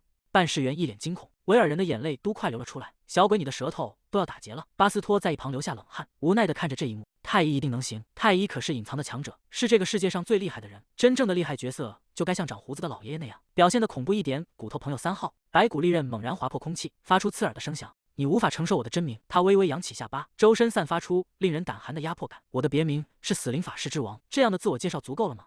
众人被这股气势震慑得连连后退，一只戴着白手套的手按在了桌面上，那是新雇佣兵团的注册申请书。既然信息已经填好，我这就去办理正式的雇佣兵注册手续。他站起身，礼貌地向众人示意：“请在这里稍等片刻。”办事员离开后，紧绷的氛围终于松动了下来。德维尔兴奋地挥了一下拳头：“太棒了，计划成功了！”巴斯托笑着夸奖道：“干得漂亮，太医！”他们完全不敢追问你的真名，直接就把你带到了注册处。这说明在他们眼里，你已经是一个不可小觑的强者了。太医握招法杖，大大的绿眼睛里闪烁着兴奋的光芒。诺迪克斯长舒了一口气，顺利办成真是太好了。如果刚才被拒绝了，我本来还打算自己去凑个人数，虽然我这把老骨头可能帮不上什么大忙，只用这种方式来报答你们的恩情，总觉得有些过意不去。如果不嫌弃的话，我能再多留一段时间吗？维尔微微点头回应道，既然要组建佣兵团，人数多一点当然更好，你觉得呢，老人家？诺迪克斯露出慈祥的笑容，那是当然，我必须报答死灵法师之王的救命之恩。他像是突然想起了什么，对了，小家伙，等办事员回来，他肯定会问我们要佣兵团的名字，你有想好的名字吗？巴斯托和维尔同时一愣，啊，对哦。太医猛地瞪大了眼睛，整个人僵在了原地。哎呀，我光顾着演好死灵法师之王了，完全没想过名字的事。太医苦恼地皱起眉头，叫什么好呢？鹌鹑斑。维尔猛地拍向桌子，愤怒地吼道：“什么？这绝对！”维尔看着逼近的办事员，气势顿时矮了一截，只能咬牙切齿地坐回原位。我反对那个名字，死灵法师之王。办事员拿着文件重新走回大厅。那个雇佣兵身份识别码已经发放完毕了，在死灵法师之王的特别备注里登记的是暗属性法师，这样可以吗？太医隐没在宽大的兜帽下，庄重地低下了头，表示认可。那么关于您的其他信息，死灵法师之王，方便再多透露一些吗？太医的瞳孔骤然收缩，一丝冷汗顺着脸颊滑落。如果他们试图打听你准备好的台词之外的信息，你完全没有必要回答。太医，你没有义务告诉他们任何事。太医坐在高大的椅子上，小声确认道：“他们问了，但我可以不回答吗？甚至不用举手报告吗？”巴斯托看着他，肯定地回应道：“是的，你不需要回答，也不用举手。目前帝国正为了魔力师围攻战而向雇佣兵寻求援助，可以说帝国的存亡就掌握在这些雇佣兵手中，因此他们绝不敢强迫任何人透露不愿公开的信息。”维尔若有所思地说道：“确实如此，实际上有很多雇佣兵都会隐藏或伪造身份。”他看向太医，眼中闪过一丝狡黠。如果有人开始打听，没错，我们就强调你正在隐藏身份这一事实。哦，骑士！办事员猛地一颤，冷汗顺着脸颊流下。太医继续说道：“我记得已经告诉过你，我的别名是死灵法师之王。”办事员结结巴巴地回应道：“我知道，但是或许……”太医打断了他的话：“你认为我为什么会以这种形态出现？”随着他的话语，一只巨大的白骨利爪猛然按在桌面上，骷髅那空洞的眼眶中透出幽幽的光芒，死死盯着眼前的男人。办事员吓得魂飞魄散，连连后退。看来是我失礼了，请务必宽恕我的冒昧。太医在兜帽下长舒了一口气，心跳快得要命，总算糊弄过去了。办事员擦了擦额头的冷汗。另外，虽然很遗憾，但是上头传来了指示，不能给巴斯托发放身份识别码。巴斯托猛地一震，眼中满是惊愕与不解。原因是死犬的团长卡尔提交了一份报告，声称你在佣兵团内部从事非法活动，并在勒索了大量财物后潜逃。巴斯托沉默了片刻，我偷了什么？我到底做了什么非法勾当？办事员避开了他的视线，低声回应道：“这我也不清楚。根据上级的说法，你涉及的行为极其恶劣，已经到了无法继续从事佣兵活动的程度。”巴斯托再也无法抑制内心的愤怒，重重的一拳砸在桌面上。那些事全都是卡尔干的，是他做了那些丧尽天良的事，让大家没法继续工作，也是他勒索了所有成员的薪水，在没有任何事实核查的情况下就注销我的编号，这从一开始就很奇怪。难道圣骑士团真的认为这种处理方式公平吗？卡尔，难道夺走我保护家人的机会还不够吗？诺迪克斯看着这一幕，眼中满是担忧与同情。巴斯托，那个叫卡尔的佣兵团长到底是个什么样的人，竟然能让事情演变到这种地步？维尔愤怒地质问道：“那些家伙到底收了多少贿赂，才会做出这种决定？”办事员沉默不语，只是静静地站在那里。太医低着头，贿赂。电视机里正播放着新闻，一名年长的女性指着屏幕喊道：“快看那个，看他那个样子，我敢打赌他肯定把钱私吞了，不然他怎么住得起那种房子？”坐在旁边的年轻女人回应道：“姐姐，我听说最近送礼的方式奇奇怪怪的。”年长的女性咬了一口年糕问道：“哦，怎么送？”年轻女人凑近了一些说道：“他们现在都不用苹果箱装钱了，直接送名牌包。”年长的女性感叹道：“天啊，这世界真是没救了。”没错，这就是贿赂，用箱子或者包送钱，然后操纵别人去做任何你想做的事。太医眼神变得愤怒，卡尔一定是和什么人联手用了贿赂，就为了找巴斯托叔叔的麻烦。办事员扶着额头说道：“说实话，我不该告诉你这些，但我已经了解了你的处境。”巴斯托愤怒地吼道：“什么？既然如此，那到底是为什么？”办事员神情凝重地回应道：“因为卡尔贿赂的那个人不是你能轻易招惹的对象。你听说过那位新任命的指挥官吗？就是皇帝亲手选拔的那位吗？”办事员转过身点头，连骑士团对他都有很多怨言，说他对手下的部队干涉过多。维尔低声说道：“如果人们抱怨呢？反正那些高高在上的家伙也不会被开除，对吧？”办事员叹了口气回应道：“是的，这就是问题所在。虽然我不清楚具体细节，但看到他像这样封锁新的登记申请，看来他确实收受了一笔巨款。”巴斯托沉默了许久，最后低声说道：“所以到头来还是因为钱吗？”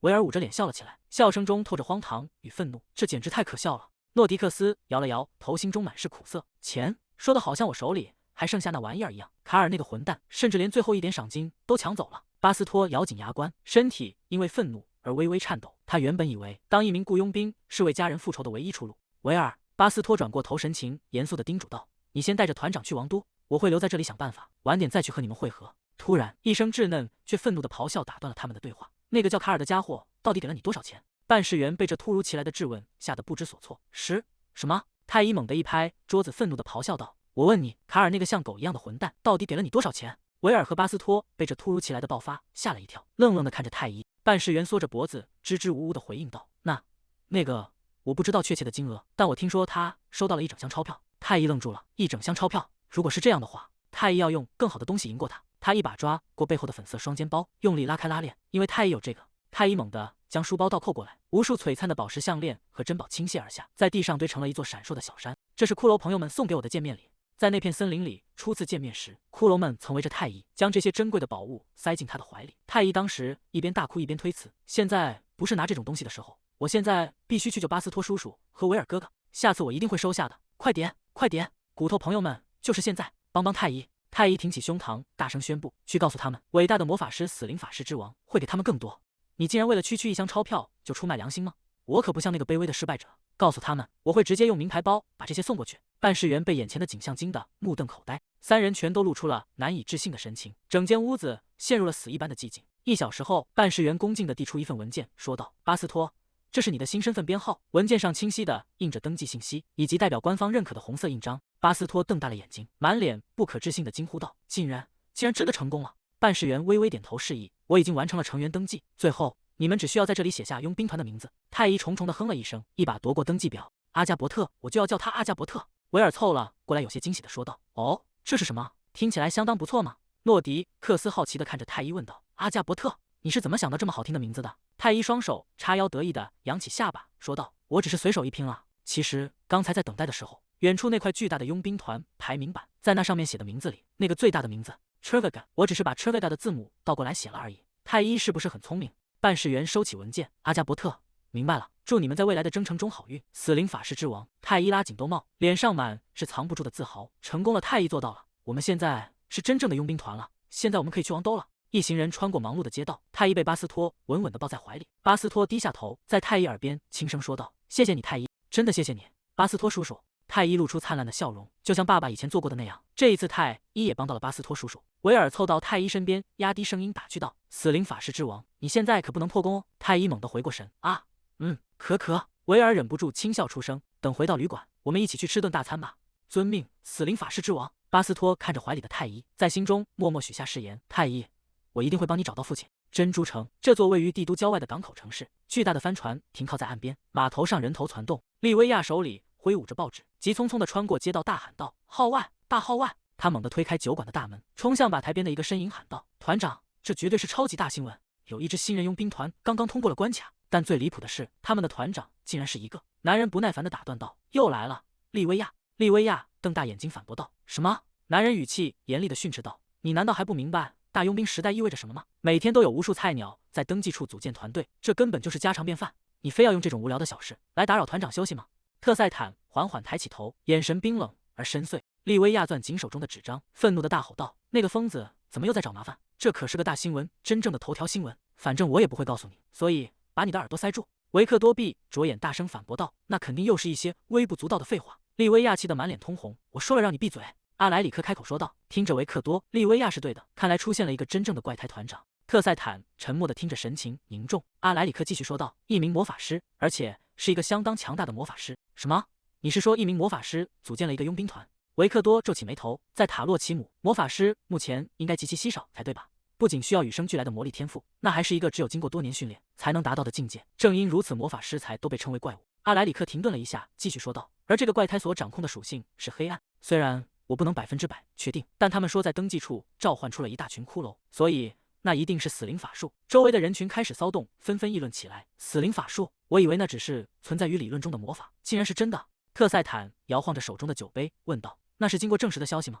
阿莱里克点了点头：“我是通过圣骑士通讯网听到的，所以消息属实。”利维亚兴奋地说道：“我以为所有像样的魔法师早就被高层组织搜刮走了，结果现在突然冒出一个来当佣兵团长。看吧，我就说是大新闻对吧？既然没有魔法师组建团体的先例，那这家伙一定是个怪胎。”这意味着他们要么是对自己的实力极度自信，要么就是真的强得离谱。特塞坦摩挲着下巴，目光落在名单上。阿加伯特吗？诺迪克斯、维尔，这些名字从未听说过，大概是些无名小卒。巴斯托，那个曾经担任死犬副团长的大块头，让我看看，那个使用死灵法术的魔法师叫什么名字？他猛地停下动作，发出一声轻疑，竟然连名字都没有写上去。特塞坦愣了一瞬，随即爆发出一阵狂笑。这家伙到底怎么回事？难道是在隐藏真名吗？化身成一个4岁的小孩，还用着死灵法师之王这种假名在行动。特塞坦嘴角勾起一抹玩味的弧度。哎呀，这可真是个有趣的家伙！死灵法师之王，他肯定是自己想出这个名字的吧？听起来真像个了不起的疯子。特塞坦止住笑声，转头看向同伴们，调侃道：“嘿，你们最好开始感到紧张了，可别被这个诡异的魔法师给比下去。有什么好笑的？你才是那个最该担心的人。”特塞坦·维罗尼奥，他继续怒吼道：“别以为你现在排在第1名就可以这么傲慢，没人知道那份荣耀还能维持多久。”自从特塞坦出现并创立了特雷瓦家，他就从未从第1名的宝座上跌落下来，这让他成为了公认的世界最强佣兵。特塞坦嘴角带着一丝若有若无的笑意。啊，这家伙也挺闹腾的，不是吗？他缓缓站起身，整理了一下衣襟。那么你真的觉得，如果我失手了，你就能爬到第1名的位置吗？男人被气得浑身发抖，猛地一拳砸在桌子上。你这个混蛋，想要成为第1名，可不是光靠四处挥拳头就能做到的，你得动动脑子，动动这里。特塞坦转过身背，对着众人挥了挥手。如果你继续这么碍眼的话，以后我可一颗魔力石都不会留给你吃。男人站在原地，气得浑身发抖。你这个讨人厌的混蛋！在第1道关口外的门户旅馆内，阳光透过高大的拱形窗户洒进室内。太医正坐在地板上，2只小手捧着饼干，满足地咀嚼着。阳光好暖和，奶奶烤的饼干也好好吃。维尔蹲在太医身边，看着他吃得津津有味的样子，笑着问道：“那些饼干真的有那么好吃吗？”死灵法师之王大人，死灵法师之王大人，除了你，还有别的死灵法师王吗？太医嘴里塞着饼干，含糊不清地回应道：“维尔，真是的，你在说什么啊？只有我们2个人的时候，你直接叫我太医就好了。”维尔看着太医天真烂漫的样子，拼命捂住嘴，肩膀剧烈地颤抖着。这孩子真是太有意思了。维尔平复了一下情绪，好奇地问道：“孩子，你就那么喜欢死灵法师之王这个名字吗？”那是当然，最厉害的角色总是要有称号的，就像传说中的震动英雄或者皇家砰砰那样。就像我以前那个鹌鹑般的朋友，他在游戏里换上角色皮肤后就变成了传奇。现在的我也是超级无敌厉害的。太医清了清嗓子，挺起小胸脯，一脸认真地解释道：“平时呢，太医就只是太医，但是穿上皮肤的太医就是死灵法师之王阿斯蒂。”维尔听得一头雾水，无奈地摊开手说道：“我完全听不懂你在说什么。”太医看着维尔困惑的样子，维尔是个笨蛋吗？突然，太医像是发现了什么，眼睛猛地一亮。哦，巴斯托大叔，诺迪克斯爷爷。巴斯托和诺迪克斯正朝这边走来。你刚才有乖乖听维尔的话吗？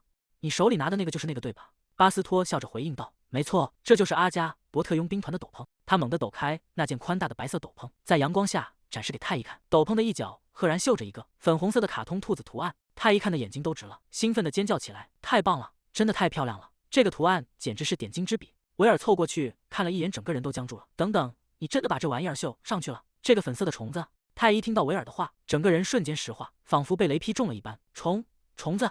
维尔，虽然我们是为了隐藏身份才让太医当团长，但既然他是团长，我们就不能忽视他的决定权。巴斯托一脸严肃地打断了维尔。虽然如此，但你看看这个，我们本可以绣点更酷的东西上去，而不是这个像发霉的虫子一样的玩意儿。维尔指着那个可爱的兔子图案，满脸写着无法理解。你怎么能用这种看起来像发霉虫子的东西当标志呢？太医浑身颤抖，嘴唇哆嗦着重复道：“发霉的虫子？你怎么能说出这种话？”诺迪克斯有些委屈地辩解道：“我可是尽了最大的努力去画它了。”太医大声抗议道：“没错，爷爷和太医为了画出托纳胖，真的非常努力。不对，在那之前，这可是塔尼胖，托纳胖才是最棒的。”维尔完全不为所动，他拿起一瓶墨水说道：“我受不了了，我要把这玩意儿涂掉。”太医惊恐地瞪大眼睛，发出一声尖叫，那是对托纳胖的侮辱。他猛地扑了上去，一口咬住维尔的手臂。维尔疼得大叫起来：“啊！你在干什么？你是狗吗？天内全是口水！”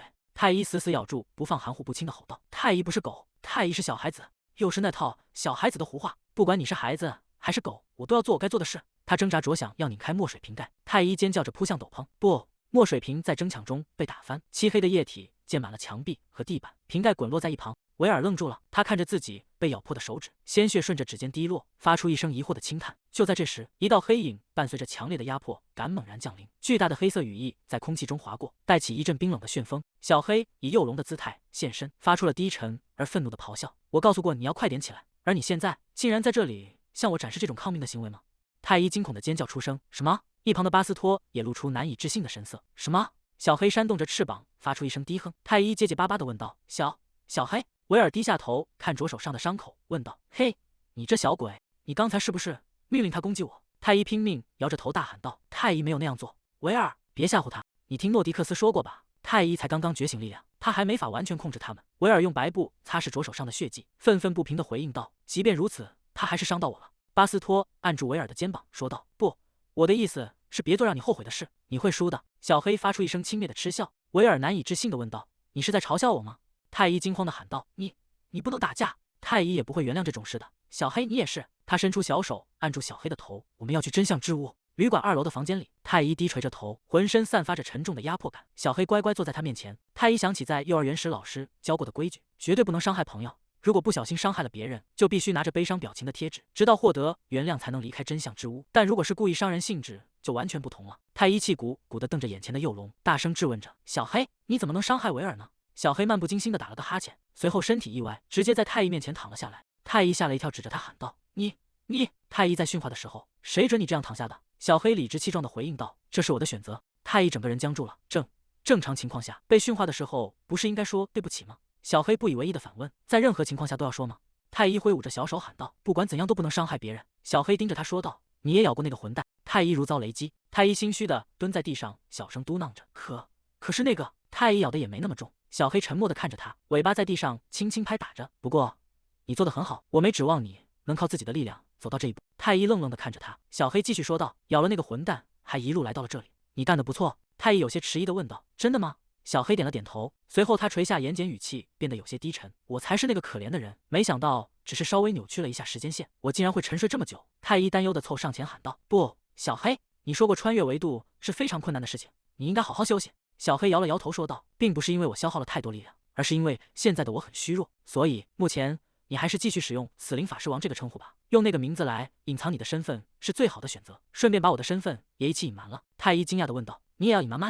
小黑回应道：“没错，他们似乎觉得我是某种永久召唤物，那就让他们继续这么认为吧。”太医沉默了下来，他看着小黑，心里暗暗想着：难道小黑也和太医一样，有必须隐藏身份的理由吗？既然这样，我们更要互相保护对方了。他凑近小黑，认真的承诺道：“太医一定会做到的，太医绝对不会告诉任何人。小黑就是那个传说中的帕帕特蒙。”小黑看着太医，低声说道：“是卢卡里翁。”太医愣住了，发出一声惊呼。原本的小黑龙消失不见，取而代之的是一名黑发红眼的少年。“我的名字是卢卡里翁。”太医呆呆地望着眼前的少年，轻声重复着这个名字：“卢卡里翁。”这个给了自己再次见到爸爸机会的人。谢谢你，卢卡里翁。他猛地扑上前，紧紧抱住了卢卡里翁。真的非常感谢你，全心全意的感谢你对太医的帮助。卢卡里翁被太医突如其来的拥抱弄得不知所措。太医突然松开手，一边抹着鼻涕一边往后退。糟糕，流鼻涕了！卢卡里翁看着他慌乱的样子，发出一声无奈的叹息。太医重新振作起来，说道：“嘿，你知道吗？我们明天就要去帝都了。等我找到爸爸，太医一定会报答你的。”卢卡里翁低头看着自己的手掌，若有所思。太医继续兴奋地说道：“还有，如果你以后累了，随时都可以回我的包包里休息。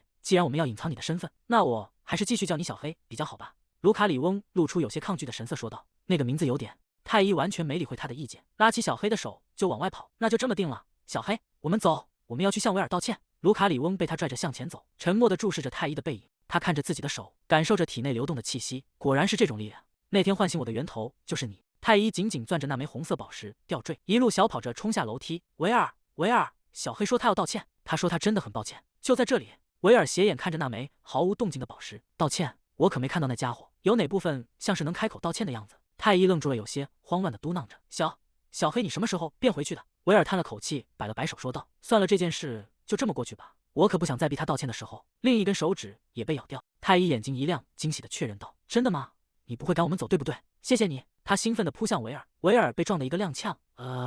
你干什么？快离我远点，我可是个伤员。”第二天，好了，准备好了吗？太医，他伸手摸了摸太医的头。从我们离开这里的那一刻起，你又要变回死灵法师王了。太医用力地点了点头，全都交给太医吧，交给这位亡灵之王。一行人终于迈出了脚步，正式启程前往帝都。旅馆的主人夫妇站在门口，挥手送别这支奇怪的队伍。太医原本以为只要穿过那道通往帝都的大门，就能看到像中路区那样高楼林立的繁华景象，但正如小黑所说，帝都的规模远超他的想象。当他们匆匆穿过城门，眼前的景象让太医彻底惊呆了，那是他只在电视上才见过的画面。维尔一边走一边说道：“巴斯托，我知道你需要去波普洛萨武器区修理你的战锤，但我们真的不打算回去租一辆马车吗？”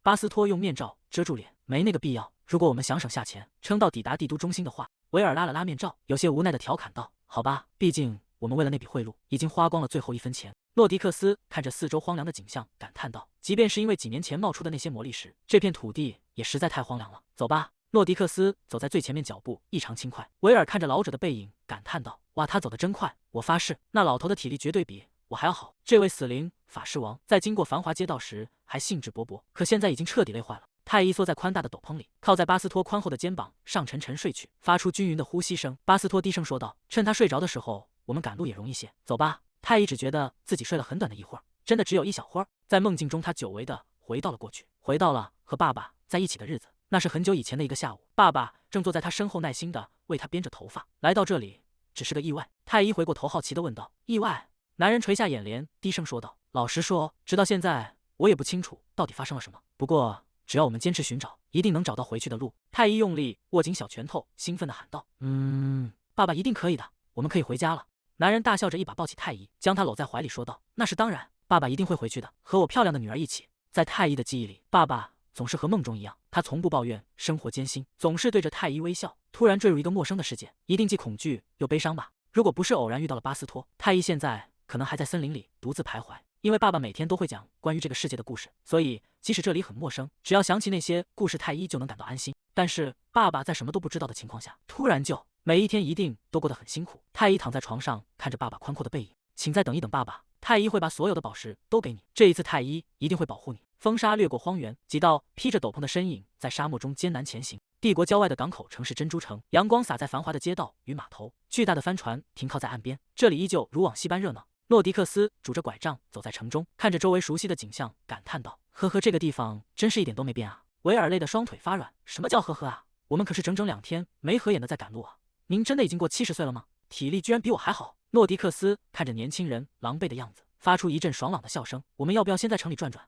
首先，我们得先找个旅馆住下，做好充分的准备。要去波普洛萨武器区，至少还得花上1周时间。诺迪克斯举起手指提议道：“既然如此，去红手套旅馆应该不错，那是这里唯一一家接受赊账的地方。正因如此，那里总是挤满了雇佣兵，非常适合在我们逗留期间打听关于这孩子父母的消息。”一行人来到了一座宏伟的木式建筑前，招牌上赫然写着红手套旅馆。诺迪克斯走上前，推开大门说道：“我去看看还有没有空房间，你们在这里等一下。”维尔凑过来问道：“死灵法师王还在睡吗？”巴斯托看着太医疲惫的睡颜，回应道：“昨天走了一整天的烂路，会觉得累也是理所当然的。”太医在睡梦中不安地嘟囔着，眼睛好痛，风好大。在那个风沙漫天的地狱里，他们费尽周折才将巴斯托从沙堆中救了出来。那时的艰辛确实让这孩子吃了不少苦头。在荒野露营的那段日子，你也辛苦了。等等，佣兵们开始走动了。你真的打算让全世界都看到最强的死灵法师王睡得这么沉吗？他一边说着，一边手忙脚乱地扯过斗篷盖在太医身上。快盖住他，盖住他，他的威严会掉光的。威严啊！巴斯托无奈地紧了紧怀抱。诺迪克斯进去确认空房的时间有点久了。维尔叹了口气，疲惫地提议道：“我们也直接进去吧，我真的很想坐下来休息。”巴斯托点了点头。两人推开沉重的木门，走进了旅馆。柜台后坐着一名红发男人，他嘴里叼着烟斗，漫不经心地说道：“所以，准确来说，现在确实没有空房。不过有一位客人说今天会早点退房，所以请稍等片刻，很快就会有房间空出来的。”诺迪克斯站在一旁发出呵呵的笑声。维尔疑惑地问道：“您这是什么意思？”红发男人抓了抓头发说道：“他们说要搭乘早班船去王都，算算时间，现在应该要退房了。”喂，鲁迪！沉重的脚步声从楼梯上传来。啊，终于出来了，特赛坦！维尔猛地愣住，特赛坦竟然是排名第1的佣兵团特雷瓦家的团长特赛坦吗？特赛坦踩着木质阶梯缓缓走下。鲁迪，你之前不是说没客人，所以涨了房费吗？现在看来生意挺红火呀。鲁迪叼着烟斗，嘿嘿一笑。红火？没有的事，只是刚好赶上旺季而已。特赛坦不置可否地应了一声：“行吧，就当是这样。”他一步步走下楼梯。维尔紧张地咽了口唾沫。怪物终究是怪物嘛，虽然只是平静的走动，但那股扑面而来的压迫感却让人几乎窒息。巴斯托怀里的太医发出了轻微的鼾声，睡得正香。哦，这个该不会是……就在这时，旅馆大门被猛地推开，利维亚急匆匆地冲了进来。团长，团长，我以为您已经出去了，结果您还在这儿，船已经到了快点。特赛坦低声回应道：“我这就走。”随着沉重的脚步声远去，旅馆的大门再次关上。巴斯托看着紧闭的大门说道：“确实，他的存在感非同寻常。”诺迪克斯拄着拐杖，若有所思地回应道：“我也听说过关于他的传闻，是怎么说的来着？高贵却又粗鄙的剑法。听说他使用的是一种非常古怪的剑术。”维尔皱起眉头，有些怀疑地问道：“那是真的吗？但这种矛盾的东西真的存在吗？该不会只是那些输给他的人因为不甘心才编出来的鬼话吧？”柜台后的鲁迪咬着烟斗，发出一阵爽朗的笑声：“哈哈，关于特雷瓦家团长的传闻吗？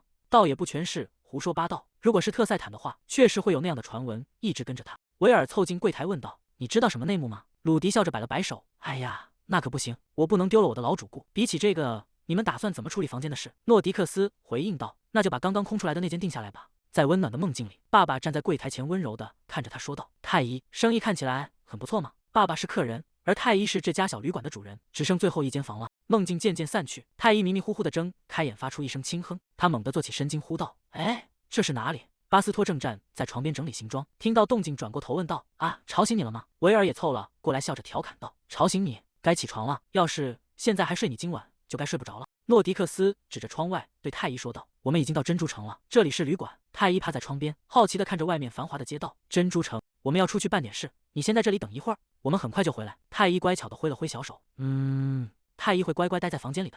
巴斯托看向同伴们说道：“那么我们先去楼下收集一下情报，如果有人知道卢米内家族或者精英秀的消息就好了。”太医趴在窗台边，看着外面波光粼粼的海面，就像爸爸说的那样，塔洛奇姆真的很漂亮。穿过那片荒芜的沙地后，竟然真的有这么大的一片海洋。与此同时，在楼下的酒馆里，一名酒客疑惑地看向诺迪克斯问道：“什么？精英秀？那是个人名吗？”老头子，我这辈子都没听过这种名字。一个身材魁梧的男人猛地拍案而起：“巴斯托，你这家伙是一点胆量都没有了吗？亏你消失了这么久才露面，结果一开口问的居然是那些该死的圣骑士。”巴斯托沉默地看着眼前的男人，眼神中透出一丝复杂的情绪。维尔猛地一拍桌子，指着那名壮汉大声呵斥道：“喂，你发什么疯在那儿大呼小叫的？如果你什么都不知道，就给我闭嘴，摆出一副了不起的样子给谁看呢？你是谁啊？我以前从没见过你。”他端起酒杯，眼神中充满了挑衅：“我太了解你这种人了，其实你根本什么都不知道，只是想编个谎话来骗人吧？就凭你长得块头大，嗓门也大。”壮汉被激得满脸通红，猛地灌下一大口酒：“什么？不，我真的知道，我会把我知道的全部告诉你。现在给我坐下，关于那个卢米内家族的事。”与此同时，在旅馆2楼的房间里，太医正趴在窗台边，好奇地看着下方的街道。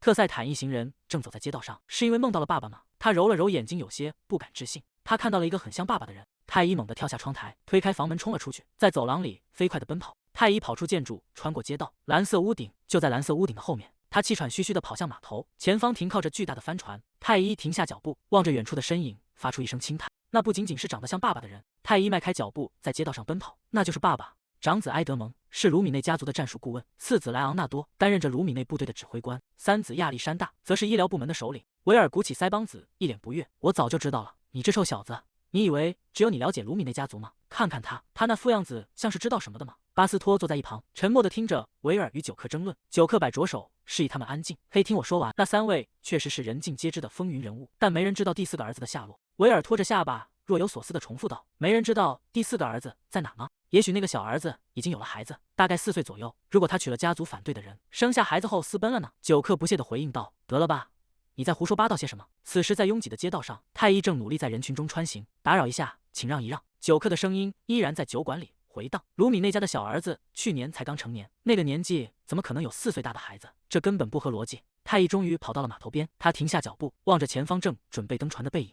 太医在码头的人群中穿梭，他跑得太急，一头撞在了前方男人的行李箱上，整个人失去平衡向后跌倒。酒客拍着桌子大声说道：“如果那样显赫的贵族家里有喜事，我们不可能不知道，他们肯定会邀请皇帝和皇后，挥金如土，极尽奢华。”维尔低头沉思，既然如此，那就只剩下一种可能了。码头上的男人停下脚步，疑惑地回头看向身后，刚才撞到了什么吗？太医顾不得疼痛，继续向前挤去。“对不起，请让我过去。”男人应了一声，侧身让开了路。太医终于冲到了栈桥边，他望着那艘即将远航的巨轮。“爸爸，太医在这里，太医来见爸爸了。”太医用尽全身力气大声呼喊：“爸爸！”稚嫩的声音在喧闹的码头回荡，却被轮船起航的汽笛声瞬间淹没。他不甘心地再次喊道：“爸爸！”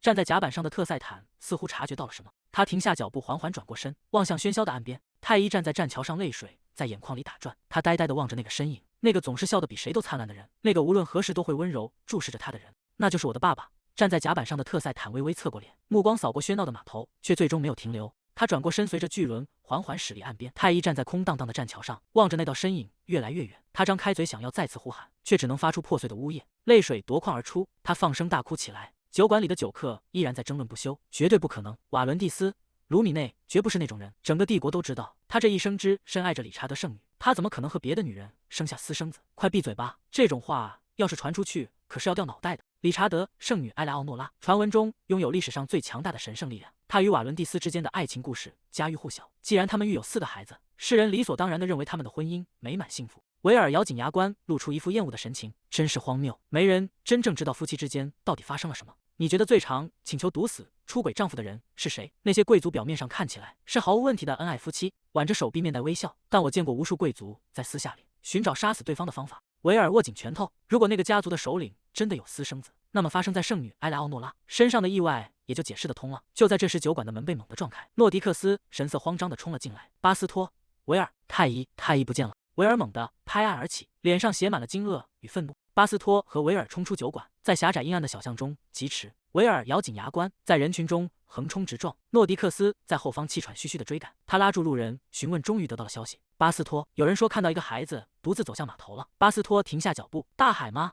他惊恐地瞪大眼睛，怎么能让他一个人待着？我不该把他独自留在房间里的。维尔没有停下，快点，再快点！没事的太医很聪明，一定会没事的。可强烈的自责感如潮水般涌上心头，我怎么能做出这么愚蠢的事？竟然把一个4岁的孩子单独留下。维尔在街道上疯狂奔跑，心中反复祈祷，拜托了，千万不要出事。3人在木质栈道上疯狂疾驰，脚步声沉重而急促。维尔猛地停住脚步，瞳孔骤然收缩，在空旷的码头地面上，一个娇小的身影正静静地蜷缩在那里。巴斯托发出一声撕心裂肺的怒吼，太医！维尔也紧跟着嘶喊道，孩子！诺迪克斯踉跄着跑在最后，声音颤抖地呼唤着，太医！太医正一动不动地趴在冰冷的石砖上。现在我终于明白小黑的意思了，我以为只要能见到爸爸，就能解释清楚一切，我以为只要他还活着，那就足够了。可如果爸爸已经忘记了太医，那意味着他会觉得太医是个麻烦，会说他再也不需要我了。记忆中的特赛坦温柔地抱起年幼的太医，我的小太医，你知道爸爸比世界上任何人都爱你，对吧？我的女儿是我的宝贝，只要有你在，我什么都能做到。太医捂着脸大哭起来，身旁的同伴们露出惊愕的神情。太医仰起头，放声大哭，泪水止不住地滑落。我再也回不到从前了，维尔焦躁地喊道，这简直要让我疯了。那孩子完全失控了，他一直喊着爸爸，喊到嗓子都哑了，可他根本停不下来。巴斯托压低声音提醒道，小声点，维尔。诺迪克斯叹了口气，可怜的小家伙，为什么他会突然变成这样？维尔皱起眉头说道，真是个愚蠢的小鬼，还说什么死亡之灵，结果只是个哭着要爸爸的孩子。走廊上几人正低声交谈，关于卢米内家族有什么消息吗？你们查到了什么？维尔摇了摇头，那4位年轻少爷最近都没有举办过任何庆典，所以家主看起来是最有可能的人选。但是公爵的年纪确实不算太大，生的孩子也不奇怪。但有一件事让我很在意，太医明确说过，他一直和爸爸单独生活在一起。可卢米内公爵从未缺席过任何公开场合。瓦伦提斯，卢米内至今仍在参与魔石围攻战，当战事拖延时，他会在营地里待上好几个月，整日忙于战场。维尔露出怀疑的神情，而且你刚才说他因为记忆消除咒语才不记得那个小鬼，但在整个帝国里，谁敢胆大妄为到驱动卢米内家主的记忆？诺迪克斯低声说道，无论如何，我不认为我们应该盲目相信那个线索，也就是他父亲是所谓最强盛骑士的说法。维尔点头赞同道，没错，金英秀这个名字肯定也是个假名。诺迪克斯叹了口气，继续说道，那孩子非常聪明，所以他大概率没有撒谎，但事实是我们确实缺乏任何决定性的线索。等孩子稍微冷静下来，我们再向他询问更多关于他父亲的细节吧。太医趴在床上，小小的肩膀随着抽泣微微起伏，最终在疲惫中陷入了沉睡。维尔语气复杂地开口道，但是你们知道吗？如果这小鬼真的找到了他的爸爸，那阿加伯特该怎么办？紫色的裂纹在空中疯狂蔓延，伴随着震耳欲聋的轰鸣声，一个特赛坦的声音在混乱中嘶吼，利威亚，保护太医！那是爸爸的声音，是谁在说话？他挣扎着想要起身，却发现四肢沉重如铅，身体完全不听使唤。利威亚惊叫出声，阿莱里克！不远处，一个巨大的黑色怪物正发出令人胆寒的咆哮，独眼散发出诡异的光芒，脚下是一片狼藉的战场，残肢断臂散落一地。利威亚瘫倒在地上，惊恐地注视着眼前的一切，怪物和人类。阿莱里克声嘶力竭地吼道：“别过来，利威亚，带着小姐快跑！”利威亚怀抱着襁褓，泪水夺眶而出。可是你，阿莱里克愤怒地咆哮道：“难道你想让小姐受伤吗？”利威亚死死搂住怀里的襁褓，他转过身，在荒凉的土地上拼命狂奔。小姐，别担心，请不要担心任何事。利威亚脚下一软，重重地摔倒在乱石堆中。该死！利威亚低头看向怀中年幼的太医，正睁着大大的绿色眼睛。我不能让这种事发生，我们必须离开这个裂缝。利威亚发出一声痛苦的呻吟，他紧紧护着怀里的襁褓。我不知道那是谁，但皮肤碰到我的皮肤太冷了，我该怎么办？特赛坦猛地冲上前扶住利威亚。利威亚，你什么时候中的毒？襁褓中的太医睁大眼睛，那是爸爸。利威亚跪倒在荒凉的土地上，声音颤抖着说道：“指挥官，对不起，我承诺过会负起责任，保护好小姐。”特赛坦紧紧抓着利威亚的肩膀喊道：“利威亚！”利威亚趴在地上，指尖深深扣入泥土。阿莱里克已经死了吗？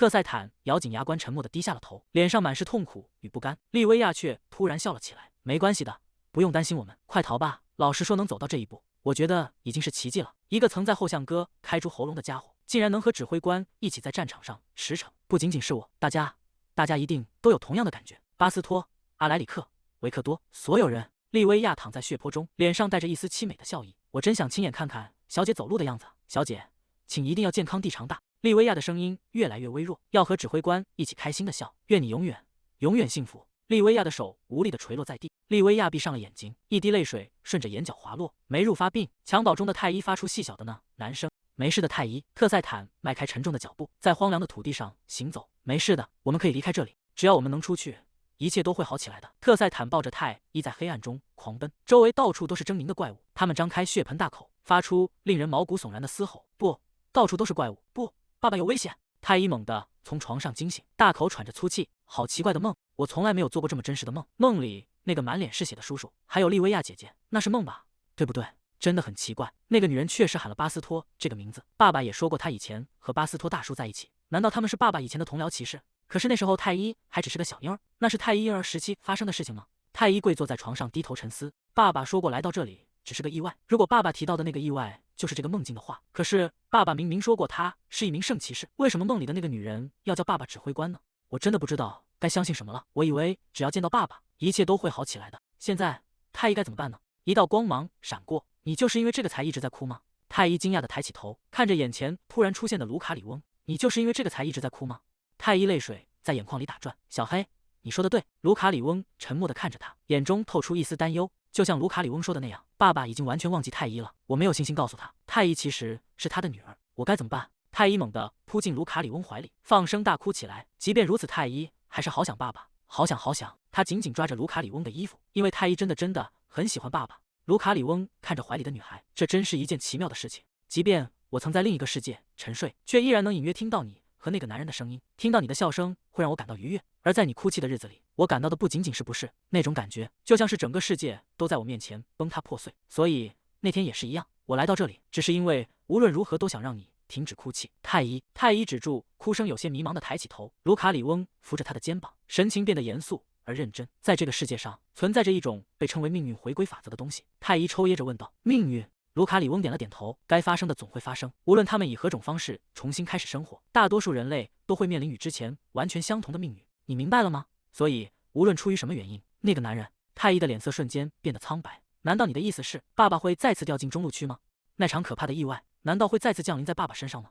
太医猛地攥紧了拳头。太医会阻止他的。虽然爸爸已经不再是以前的爸爸了，但是如果爸爸再次掉进韩国的话，街头巷尾的邻人们聚在一起，交头接耳。那个年轻人要是独自生活，肯定不会受这么多苦。是啊，如果他把那个孩子送走，日子会好过得多。但他确实是个勤快的人。一名老妇人怒喝道：你们又在议论别人的家事了，快闭嘴！女人们被吓了一跳，尴尬地捂着嘴散离去。不能让爸爸只因为太医而受苦，更不能让他就这样永远离开。太医抬起头，眼中重新燃起了斗志。在爸爸的家乡，我要让他长命百岁，一直活到变成100岁的老爷爷。卢卡里翁看着他充满干劲的样子，露出一丝欣慰的笑意。如果是你的话，一定可以做到的。门外传来了沉重的敲门声，紧接着是维尔那略显轻浮却带着关切的声音：小鬼，你哭完了吗？太医猛地一惊，转头看向门口。维尔，房门被推开，维尔大声嚷嚷着：你能吃点东西吗？就算再难受也得吃点东西啊！诺迪克斯连声附和道：当然要吃，只有这样你才能恢复精神。他停顿了一下，神情温和地看向太医。另外，太医，我有些事情想问你，可以吗？太医歪着头，有些困惑地重复道：想问的事情。诺迪克斯指了指桌上丰盛的食物，示意他先坐下。为了找到你的父亲，有些事情我们必须提前了解，关于你父亲外貌的详细描述，还有你们以前共同生活的地方。太医正拿着勺子准备喝汤，闻言动作猛地一僵。为什么要问这些？巴斯托诚恳地解释道：我想帮你找到父亲，但目前掌握的信息实在太少了。太医嘴里塞着食物，脸颊鼓得圆圆的。他突然意识到自己好像确实只告诉过他们爸爸的名字。他咽下口中的食物，神情变得严肃起来。真相是……太医猛地站起身，挥动着小拳头，大声宣布道：太医以前和爸爸住在中路区。维尔猛地瞪大眼睛：什么区？诺迪克斯也一脸茫然。太医，你刚才说的是中路区吗？太医得意地叉起腰：没错，我敢打赌，维尔和诺迪克斯爷爷肯定连听都没听过吧。他开始滔滔不绝地讲述起来。在中路区有景福宫、清溪川那里还有好多小狗，广藏市场的麻花超级好吃，还有那种老式的烤鸡也特别美味。所以事情是这样的，爸爸以前是一名超级强大的圣骑士，但后来突然就带着太医去了韩国。他转过身指着自己背上的粉色双肩包，你们看这个，这就是太医在中路区背过的韩比特幼儿园的书包。巴斯托凑近看了看包上的字样，那上面的图案居然不是什么文章，而是文字吗？诺迪克斯神情凝重地沉思着，看来我之前的猜测是对的。维尔抓了抓头发，显得有些烦躁，虽然看起来不像是在撒谎，但越听越觉得这故事太离谱了。太医大声反驳道：“太医才没有撒谎。”维尔无奈地摆摆手：“知道了，知道了，我明白了。既然如此，这件事就按原计划进行吧。我们先去帝都去圣骑士总部看看。”他转头盯着太医，再次确认道：“你确定你父亲就在这里，而不是在那个什么中路区，对吧？”太医用力地点了点头：“没错，太医的爸爸就在这里，因为我刚才已经亲眼看到他了。”维尔看着他坚定的样子，低声嘟囔道：“既然这样，你这小鬼，一旦你找到了爸爸，你就要离开阿加伯特了吗？”太医抱着水杯坐在椅子上，动作停了下来，他睁大眼睛，陷入了沉默。走廊里，维尔靠在墙边，神情显得有些凝重。“我的意思是，如果这小鬼真的找到了他爸爸，阿加伯特这个组织是不是就要解散了？”巴斯托摸了挠头，闷声回应道：“很有可能会变成那样吧。到那时候，我是不是又要变回四处流浪的雇佣兵了？”维尔转头看向另一边的老者诺迪克斯：“你呢？”诺迪克斯抚摸着胡须，平静地回答道：“我本来也没打算一直当雇佣兵，如果真的解散了，我想我会回到传送门那边去。”维尔沉默了片刻：“我无法接受那样的结果。”他握紧拳头，低声说道：“找到他爸爸和让他继续当领袖，这是两码事。如果他坚持不肯和爸爸分开，那我们就直接让他爸爸也加入阿加伯特。我绝不能让这个机会溜走。我不是说要强迫那孩子干活，但你们想想，除了他，还能去哪里找拥有黑暗属性的魔法师？他的存在本身就是一个传奇。”维尔神情激昂地说道：“只要那小鬼继续担任我们的名义领袖，我们就能不断壮大佣兵团，甚至冲击世界第一的位置。到那时候，保护着孩子和他爸爸，不是更容易吗？”巴斯托皱起眉头，语气沉重地回应道：“你说的有道理，但事情没那么简单。佣兵的工作终究是危险的。如果我是那孩子的父亲，我一定会反对他做这种事。”维尔微微低下头，神情显得有些阴郁：“我知道，我当然知道，但我需要阿加伯特，需要那个死灵法师之王，因为我绝对不要再像个乞丐一样活着了。”房间内，太医放下了手中的水杯：“我并没有打算离开佣兵团，为了让爸爸能长命百岁的活到100岁，由死灵法师之王统领的阿加伯特，也就是太医的阿加伯特，必须找到爸爸并保护他。”太医深吸一口气，鼓起腮帮子，发出一声充满斗志的哼鸣。太医现在要从爸爸身边独立出来了。餐桌旁的巴斯托和诺迪克斯猛地僵住。巴斯托震惊地重复道：“独立。”维尔停下动作，神情严肃地看向太医。巴斯托眉头紧锁，困惑地问道：“为什么突然这么说？太医，你指的到底是什么意思？”诺迪克斯在一旁追问道：“你是说你打算不再寻找你的父亲了吗？”太医拼命摇着头大喊道：“不是那样的，我一定要找到他。只是找到爸爸以后，太医……”他低下头，手指不安地搅在一起。太医不会再像以前那样缠着爸爸照顾自己了。巴斯托沉默地注视着他。太医叹了一口气，神情变得有些落寞。“从现在起，我们要过属于各自的生活。我不能永远躲在爸爸的影子里，受他保护。”维尔拍着手赞同道：“没错。4岁确实是该独立的年纪了。”巴斯托和诺迪克斯露出难以置信的神情。维尔指着自己继续说道：“小鬼，我从2岁起就没有父母照顾，全靠自己长大。”巴斯托震惊地看向维尔：“两岁，这家伙到底过的是什么样的生活？”维尔转过身，避开了他们的视线，说道：“没必要知道那些，每个人都有自己的故事。小鬼，既然你决定像个成年人一样独立，那就让我们作为雇佣兵大赚一笔吧。”维尔张开双臂，把巴斯托和诺迪克斯揽在一起，说道：“当你需要成年人的力量时，看看这里。你有我有巴斯托，还有诺迪克斯，你拥有整个阿加伯特。”太医抬起头，眼中闪烁着光芒。“没错，因为太医现在是死灵法师之王了。”他挥动着小拳头喊道：“太医从现在起会全力以赴的。”维尔在旁边不停地鼓劲：“没错，就是这样。既然说到这里，顺便把这个签了吧。”他拿出一张纸递到太医面前：“这是一份誓约，保证你和我永远都不会离开阿加伯特。”太医好奇地凑上前：“誓约？这是太医第一次写这种东西。退出限制，未经维尔、巴斯托和诺迪克斯的同意，不得离开。”巴斯托一脸狐疑地看向维尔：“这家伙什么时候准备了这种东西？”维尔指着纸上的空白处对太医说道：“在这里，还有这里，签上名字。”太医乖巧地点了点头：“虽然这种文件并没有法律效力。”巴斯托叹了口气，无奈地回应道：“我也在那份誓约上签字吧。”诺迪克斯笑呵呵地说道：“看起来会很有趣呢。你只需要把名字写在这里，还有这里。”太医认真地在纸上涂抹着。维尔站在一旁，脸上露出了满意的微笑。夜深了，大家正在准备睡觉。诺迪克斯一边为太医盖好被子，一边看向巴斯托问道：“说起来，巴斯托，你讨厌所有的圣骑士吗？”巴斯托躺在草席上，双手枕在脑后。“老实说，我确实不太喜欢他们。”维尔继续说道：“大多数雇佣兵都讨厌圣骑士。”太医猛地坐起来问道：“为什么？是因为他们收受了很多贿赂吗？”维尔侧躺在一旁，半开玩笑地问道：“谁知道呢？难道你的父亲也是那些圣骑士中的一员吗？所以你才宣布要独立？”太医急忙反驳道：“什么？才不是！太医的爸爸是个好人。”他重新钻回被窝，蜷缩着身体，小声嘟囔着：“只是……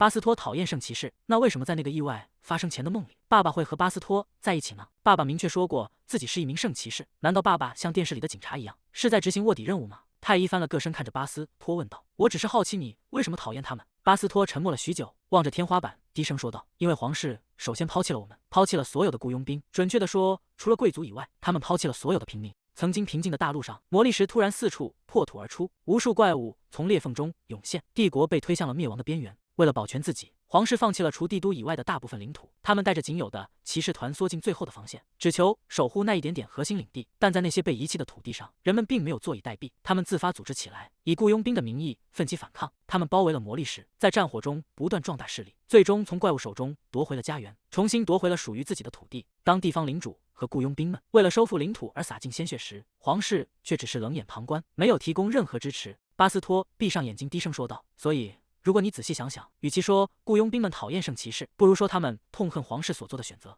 从那时起，帝都与外部地区之间的冲突日益恶化。皇室为了挽回民心，开始尝试扩张帝都的边界。然而，他们只选择那些被认为有必要的地区。诺迪克斯躺在床上接话道：“其中一个地方就是这里，珍珠城。由于这里的流动人口非常庞大，无论是过去还是现在，都聚集了大量的雇佣兵。在皇室联手教会为这里进行祝圣之前，整个地区都对皇室怀有极深的敌意。”太医趴在枕头上，好奇地问道：“祝圣，那是什么？”诺迪克斯耐心地解释道：“他的意思是通过将某物献给神来使其神圣化，也就是向神寻求保护。那是一种神圣的仪式，确保珍珠城作为神的圣所，能够获得塞拉芬的庇佑，从而免受魔力石和怪物的侵害。”太医趴在床边问道：“在那之后，情况真的变好了吗？魔力石不再出现了吗？”诺迪克斯躺在床上回应道：“接受祝圣之后，传闻确实是这样说的。”太医沉默了一会儿，诺迪克斯轻声催促道：“好了，快睡吧，明天还要进行死灵法师之王的特别训练呢。”太医猛地钻进被窝，气鼓鼓地喊道：“皇室真是太坏了！就算太医的爸爸是圣骑士，我敢打赌他也一定很讨厌他们。”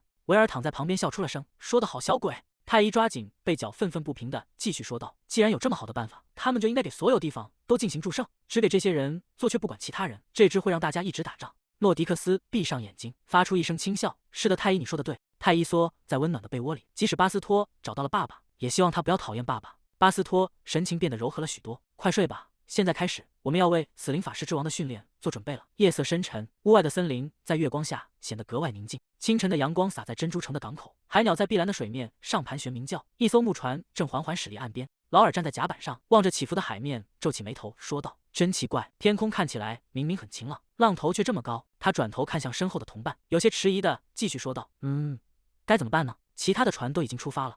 佐正忙着整理缆绳，船长们说，只要去他们指定的那个地方，就能轻而易举地捕到大鱼。自从辞去骑士的职务后，我的身体就一直闲不住，总想找点事情做。”劳尔看着恩佐两人，相视一笑：“我们必须得捕到一条大家伙，带回去给母亲，让她知道我们过得很好，好让她彻底放心。”小船劈开波浪，向着深海驶去。劳尔、恩佐，你们认为骑士在战场上的使命是什么？篝火在林间跳动，劳尔和恩佐并肩坐在木桩上，手里捧着热气腾腾的杯子。劳尔有些疑惑地问道：“为什么突然问这种问题？”恩佐笑着挥动拳头，理所当然地回应道：“那当然是歼灭敌人。”坐在对面的男人嘴角微微上扬，露出一抹温和的笑意。通常情况下确实如此，但作为父亲，我的使命有些不同。我的使命是保护你们，因为这是我向你们母亲许下的诺言。男人伸出宽大的手掌，轻轻揉了揉劳尔和恩佐的脑袋。劳尔和恩佐感受着头顶的温度，脸上洋溢着幸福的笑容。然而，在这温馨的时刻，一道巨大的阴影毫无预兆地从后方袭来，伴随着飞溅的血迹，男人的身体猛地一颤，被未知的怪物瞬间贯穿。父亲！宏伟的大厅内，劳尔和恩佐并排站立，低头看着跪在地上泣不成声的母亲。母亲紧紧抱着父亲留下的佩剑，整个人瘫坐在冰冷的地板上，泪水止不住地滑落。父亲，从现在起由我们来保护母亲。船身突然剧烈摇晃起来，佐猛地抓住船舷，疑惑地看向水面。是有什么东西卡在船底了吗？真奇怪。这附近不应该有礁石才对。原本平静的海面下，一圈圈诡异的波纹正急速扩散，深蓝的海水中浮现出巨大的发光阵法，复杂的纹路在波涛中若隐若现，黑色的烟雾从水底喷涌而出。玛丽安，你真是疯了！一个严厉的声音在昏暗的房间内炸开。你知道珍珠城总督是什么样的职位吗？你竟然敢拒绝！玛丽安独自坐在地板上，低垂着眼帘刃由长发散落在肩头。母亲，我怎么可能胜任总督的职位？我这辈子所做的，不过是为家族处理一些琐碎的行政事务罢了。站在对面的女人俯视着他，语气依旧冰冷。所以，你打算一辈子躲在房间里吗？那名妇人痛苦地捂住脸，发出一声沉重的叹息。正因为你现在的样子，劳尔和恩佐变得越来越反常了。玛丽安僵在原地，脸色苍白。妇人继续厉声斥责道：“劳尔开始和那些不三不四的人混在一起。佐更是学着你的样子，已经整整3天没吃东西了。他们正处于最敏感、最叛逆的年纪，却失去了他们最信任和追随的父亲。你不能也变成这副样子，你必须振作起来。玛丽安颤抖着手捂住嘴，泪水终于夺眶而出，顺着脸颊大颗大颗的滑落。你现在是劳尔和恩佐唯一的亲人了。珍珠城行政办公室里，阳光穿过高大的窗户，洒在宽敞的房间内。玛丽安独自站在窗前，她长舒了一口气，像是要排解掉积压已久的疲惫。珍珠城的局势已经基本稳定，不需要再做过多的休整。一名官员站在办公桌前汇报着，由于皇室和教团的联合授勋，民众的情绪已经平复，所以子爵夫人只需要维持好与皇室的关系即可。玛丽安坐在宽大的办公桌后，低头审阅着文件。他们基本上是在告诉我，只要像个傀儡一样坐在椅子上就行了。但我已经为了双胞胎下定了决心。自从来到珍珠城后，劳尔和恩佐变得开朗了许多，话也变多了。他们会结伴去市中心游览，甚至重新开始了曾经一度放弃的剑术训练。他们经常兴高采烈地向我讲述出海的经历，分享在船上的所见所闻。如果日子能一直这样平静下去，一阵急促而沉重的雷鸣声突然划破天际，打断了他的思绪。玛丽安猛地转过头，看向窗外，原本晴朗的天空不知何时已变得阴云密布，滚滚惊雷在城市上空炸响。岸边的人群陷入了巨大的恐慌。一名男子指着远方的海域：“快看那里，那个东西，那是魔力石！”一座宏伟而诡异的建筑破浪而出，伴随着冲天的水柱与雷光，在波涛汹涌的海面上拔地而起。整座塔身被狂暴的魔力环绕，人群中爆发出一阵阵惊呼：“魔力石！魔力石从海里升起来了！”码头上的民众四处奔逃，撤离！所有人立刻撤离！在不远处的窗前，几个人影正紧贴着玻璃，惊恐地注视着海面上的异象。太医疑惑地问道：“爷爷，是圣化熄灭了吗？”诺迪克斯面色惨白：“这怎么可能发生？你是说现在根本没有人能站出来解决吗？一旦太阳下山，怪物就会像潮水一样涌出来。除了那些雇佣兵，我们还能向谁求助？”玛丽安在暴雨中剧烈地喘息着，长发被雨水打湿，紧贴在脸颊上。总督大人，雨太大了！随从在身后焦急地呼喊：“总督大人！”玛丽安根本听不进任何劝阻，她深一脚浅一脚地踩在积水的路面上，溅起浑浊的水花。双胞胎，他们今天出海了，到现在还没有回来。在旅馆门前，一群雇佣兵正聚在一起争执。听着，我们是说从来没听过魔力是会从海里升起来，你居然想让我们在完全不知道海里会钻出什么怪物的情况下出海？你这是在叫我们去送死！团长说的对，另一名雇佣兵低声附和道：“我们不能为了帮忙就抛下一切去送死，这简直是一场灾难。”鲁迪痛苦地抓着头发：“鲁迪，你听我说。你刚才不是说特雷瓦家的成员就住在这家旅馆里吗？”玛丽安猛地抬起头，特雷瓦家那个排名第1的佣兵团，如果是他们的话，如果是那些人的话，一定能解决那块魔力石。鲁迪面色凝重地摇了摇头，他们昨天早上就离开这里了，就算现在发报，他们也要整整1天才能赶到。那我们该怎么办？我们不能就这样丢下船只和家园再次逃跑。暴雨如注，汹涌的海浪不断拍打着珍珠城的堤岸，整座城市在风暴中摇摇欲坠。看来我们今晚都要死在这里了。为什么没有一个雇佣兵愿意帮助这个村子？如果事情变成这样，你们这些雇佣兵和圣骑士又有什么区别？你们和100年前抛弃我们的那些圣骑士根本没两样。一名雇佣兵被激怒了：“老东西，你找死！”还没等众人反应过来，那名雇佣兵猛地飞起一脚，重重地踹在老人的胸口。老人发出一声痛苦的闷哼，狼狈地摔在泥水中。没有我们的帮助，你们这群废物连一件事都办不成。我刚才还在犹豫，就算你现在跪下来求我，我到底要不要出手相救？结果你说了什么？你竟然把我们和那些虚伪的圣骑士相提并论！他猛地伸出粗壮的手臂，一把揪住老人的衣领，将他整个人从泥水中拎了起来。我会让你为刚才那些冒犯剑士的废话付出代价！住手！你在干什么？一声清脆而愤怒的呵斥划破雨幕。玛丽安不顾一切地冲上前去：“总督大人！”“什么？总督？那个女人吗？”人群中传出阵阵惊疑不定的私语。卡尔猛地转过身：“你到底是谁？”玛丽安挺直脊背：“放肆！对我说话要放尊重些。我是珍珠城的总督。”“总督？就凭你？”卡尔像是听到了什么天大的笑话，仰起头，爆发出一阵狂妄的笑声。他止住笑声，猛地凑近玛丽安，眼神中充满了下流的审视。“看看你现在的样子，比起总督，你看起来更像是总督的情妇吧？”周围的空气仿佛凝固了。鲁迪在一旁惊愕地瞪大了眼睛。就在卡尔得意狂笑的瞬间，一个巨大的黑影毫无征兆地出现在他身前，一只铁柱般的拳头带着破空之声猛然挥出。卡尔甚至来不及发出一声惨叫，整个人被这一拳砸得离地而起，重重地摔在泥水中。“卡尔队长！”手下的混混们惊恐地尖叫起来。巴斯托收回拳头，站在雨幕中，声音低沉而充满了压抑的怒火：“卡尔，我一直在想，会在什么时候、什么地方再撞见你。你怎么会在这里？你明明应该已经……”卡尔狼狈地从泥水中爬起，独眼中满是惊骇与不可置信。一道寒光闪过，锋利的短剑瞬间抵住了卡尔的咽喉，冰冷的触感让他彻底僵住。“你这混蛋，你知道因为你我们经历了多少烂事吗？”维尔咬牙切齿地低吼道：“那个孩子，不，我们的团长，为了收拾你留下的烂摊子，甚至掏空了他所有的积蓄。太医站在不远处，小小的身影裹在宽大的黑色斗篷里，那个人就是卡尔。太医睁大圆滚滚的绿色眼睛，看着那个狼狈不堪的男人，他看起来真像个坏心肠的人。向您致敬，年轻的维弗里尔子爵夫人。维弗里尔，那可是帝国最富有的家族之一啊！人群中爆发出一阵骚动，人们交头接耳。为什么这样尊贵的贵族会独自站在大雨里？玛丽安低垂着头，任由湿透的长发遮住脸庞。劳尔恩佐，鲁迪猛地回过神来，脸上写满了惶恐与歉意。哦天啊，请原谅我的无礼，总督大人，请先到屋里避雨吧。玛丽安在随从的搀扶下，步履蹒跚地走向旅馆大门。太医轻声对身边的同伴说道：“巴斯托，我们也进去吧。你别动，歪心思，老老实实待在那儿，别动，明白了吗？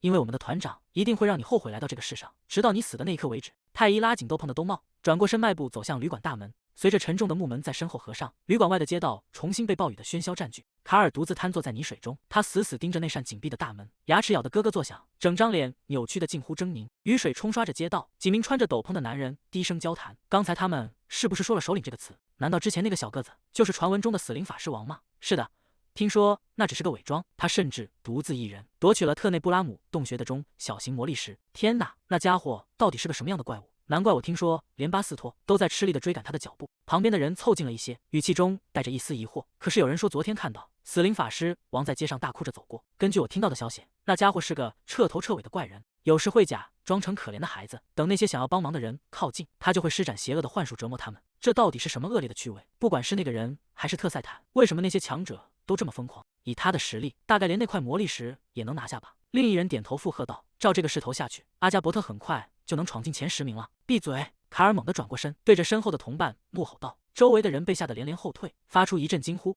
那些该死的圣骑士，难道是因为我给的钱还不够多吗？更让他感到烦躁的是，为什么巴斯托会出现在这里？死灵法师王，那到底是什么东西？为什么要来抢我的位置？绝不可能，他绝不会坐视不理。卡尔在雨中露出狰狞的笑容，咬牙切齿地吼道：“我们的死犬才是夺取那块魔力石的人！”他猛地攥紧拳头，指节发出清脆的响声，身后的部下被这股气势震慑，战战兢兢地回应道：“是的。”室内一片静谧。玛丽安坐在桌前，手指死死攥着手中的手帕。“夫人，您还好吗？”玛丽安猛地回过神，有些慌乱地回应道：“啊，抱歉，我刚才走神了。”说到哪儿了？诺迪克斯耐心地重复道：“我刚才在问皇室那边有没有传来什么消息。”玛丽安叹了口气说道：“我的副官已经发出了紧急公文，但正如你所见，外面的雨势太大了，收到回信还需要一些时间。”太医穿着宽大的黑色斗篷，静静地坐在桌边。地平线。太医看向玛丽安：“你的脸上写满了悲伤，大海里有什么人吗？”你的眼睛一直飘向海洋的方向。玛丽安猛地僵住，脸色瞬间变得惨白。玛丽安颤抖着开口：“我……”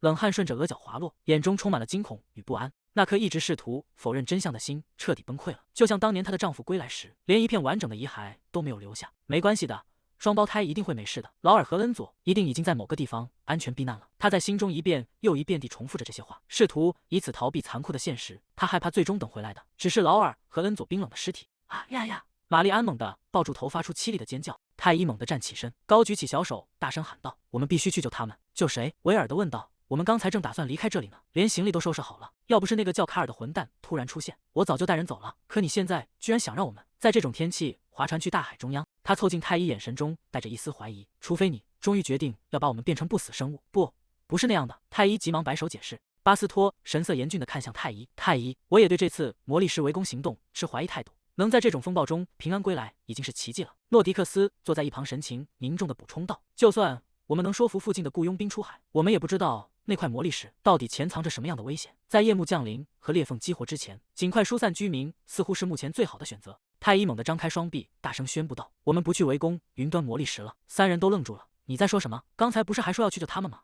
我们不是去战斗，只是去那里尽快找到总督的儿子们，然后立刻回来劝说大家离开村庄。我觉得这件事我们能办到。”巴斯托若有所思地听着，随后郑重地向太医点了点头。“这我觉得我们能做到。”维尔却急得跳了起来：“只要是能办到的事，你就要去做吗？动动脑子好不好？”太医有些委屈地反驳道：“可是大哥哥，你听听太医说的话呀，我们是阿加伯特佣兵团，既没有名气，也没有钱。”维尔无奈地叹了口气：“这打击也太突然了。所以呢？”太医挥挥手：“快过来，快过来！”太医凑到巴斯托和同伴们耳边，压低声音神秘地说道：“但是玛丽安超级有钱哦，刚才太医都看到了，玛丽安身上戴的全是金子，而且她的脸上连一条皱纹都没有。我在中路驱逐的时候学到了，那是因为她花了很多钱把皱纹都烫平了。如果我们帮了她，她一定会成为一个报恩的总督。”玛丽安愣在原地，难以置信地重复道：“什么？阿加伯特要去寻找我的儿子们吗？暴雨依旧猛烈地冲刷着港口，巨大的黑色帆船在波涛中剧烈摇晃，海浪不断拍击着堤岸，发出震耳欲聋的轰鸣声。雨水在码头激起阵阵水雾，人群中传出嘈杂的议论声。太医挥动着手中的长杖，对着前方大声喊道：“哦，总督！”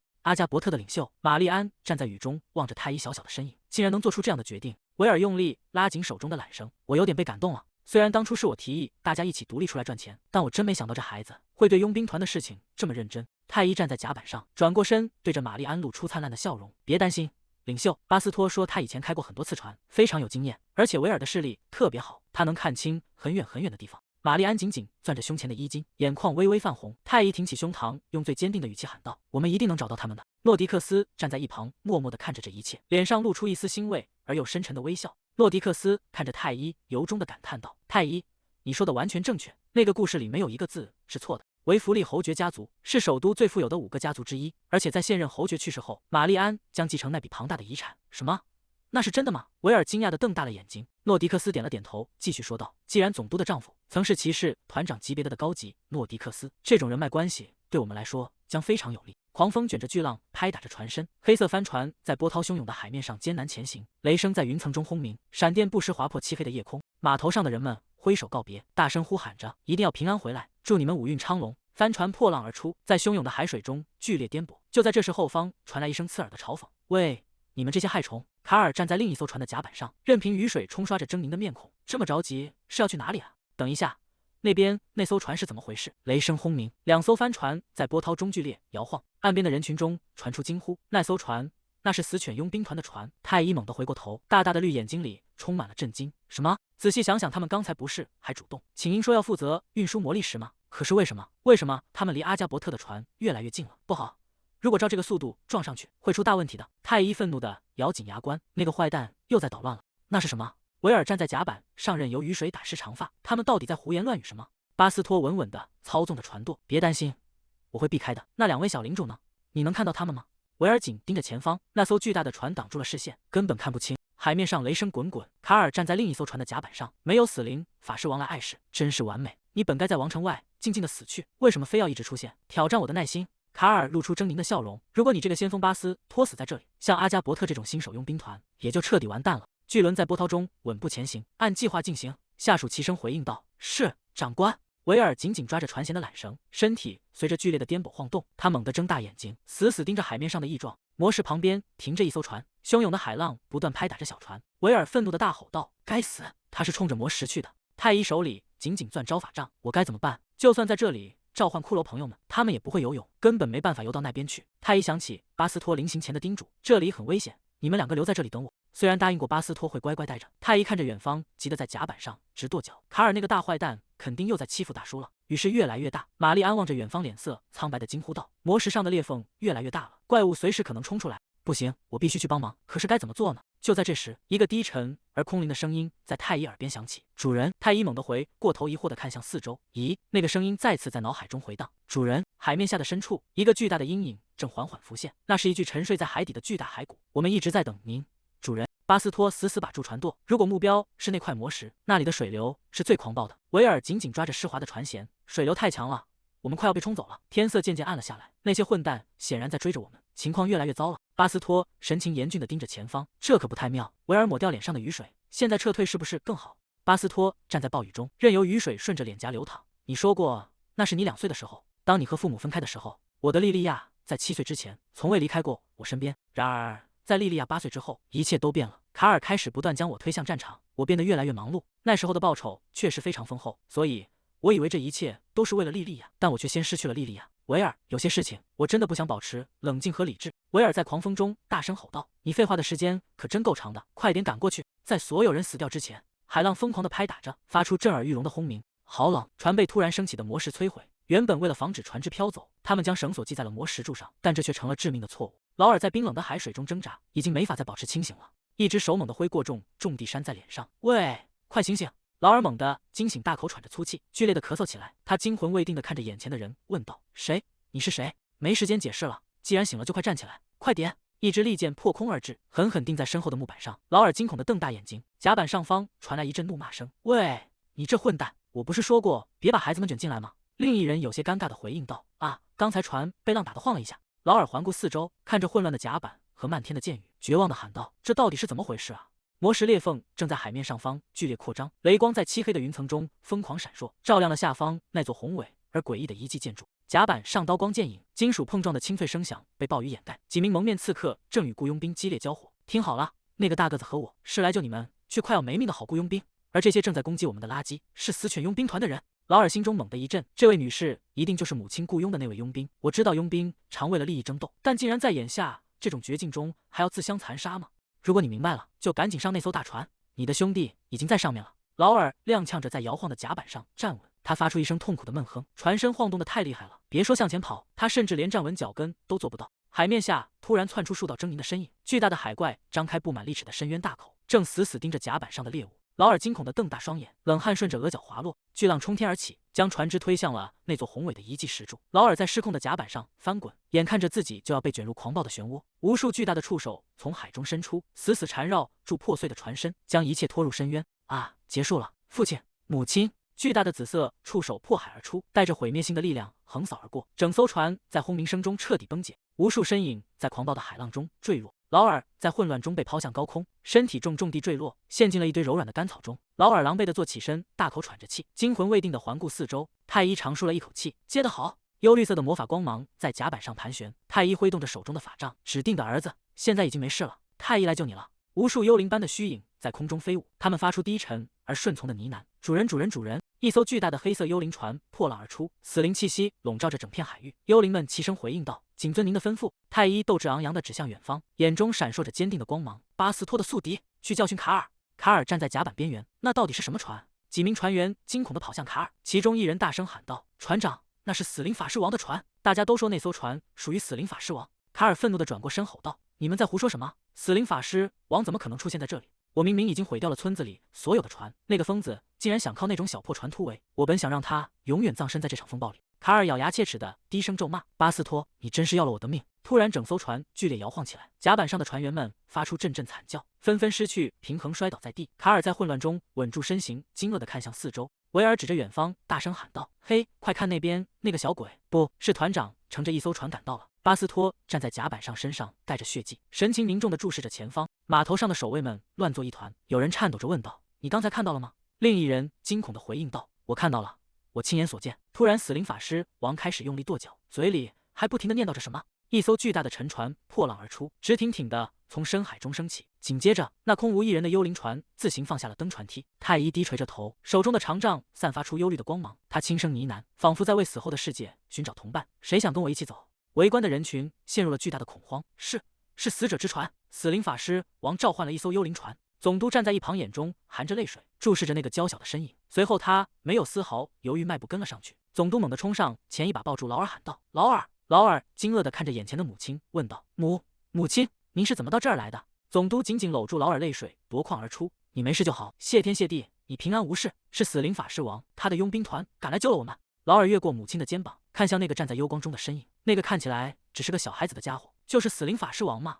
太医背对着众人站在甲板上，他握着长杖，对着虚空轻声回应道：“格里姆尼尔，你说什么？”“我知道了，阿拉尼。”太医猛地向前踏出一大步，他稚嫩的声音在海面上回荡：“都给我听好了，在我的船周围，死亡的潮汐正在奔涌。具体来说，如果你们触碰了那股潮汐中的寂静深渊……”他突然停了下来，似乎在努力回忆着什么。太医歪着脑袋，小声嘀咕道：“如果他们碰到了，会发生什么来着？”他身后的虚空中浮现出一团扭曲的绿影，似乎在低声提醒。太医恍然大悟地敲了一下手心，清了清嗓子，继续喊道：“科恩，深海的寒意会将纯粹的恐惧植入你们的灵魂深处。”随着他的宣告，无数散发着绿光的幽灵从船身周围升起，呼啸着冲向敌船。卡尔的船员们陷入了彻底的崩溃，有人抱头蹲在地上哀嚎：“我要死了，我们要死在这里了！”卡尔看着那些瘫倒在地的手下，愤怒地咆哮道：“看看这些白痴，这就是你们表现得这么窝囊的原因吗？恐惧简直是一派胡言！快给我停止这些虚张声势的鬼话！”卡尔猛地瞪大眼睛，发出一声惊呼：“我的手下都消失到哪里去了？”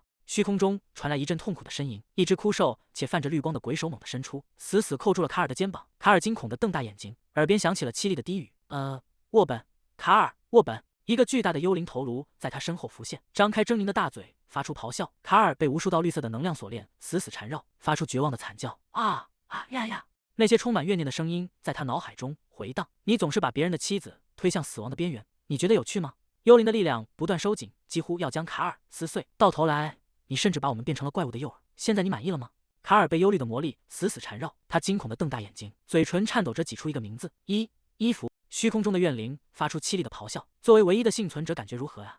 干得好！我要拉着你一起下地狱。卡尔在痛苦中彻底崩溃，他仰头发出绝望的惨叫。伊芙，我错了，对不起。巴斯托站在甲板上，听着远处传来的哀嚎。恩佐不安地问道：“我们待在这艘船上真的没问题吗？”维尔头也不回地答道：“如果你不喜欢，大可以自己游回去。”卡尔的求救声再次划破夜空：“救救我，伊芙！”巴斯托停下脚步，神情复杂地看向声音传来的方向。伊芙，维尔快步跑向甲板前方，喊道：“团长，发生什么事了？”太医转过头，脸上洋溢着纯真的笑容：“是维尔哥哥，劳尔，等等，母亲，恩佐。”太医开心地在甲板上蹦跳着。太医有了一辆新的嗡嗡车，不，我是说一艘大帆船。维尔一时间语塞：“你这个疯子，不干得漂亮，你做得很好，真是个可怕的孩子。”巴斯托低声唤道：“太医。”他看着远处混乱的敌船，问道：“卡尔，现在看到的难道是死者的灵魂吗？”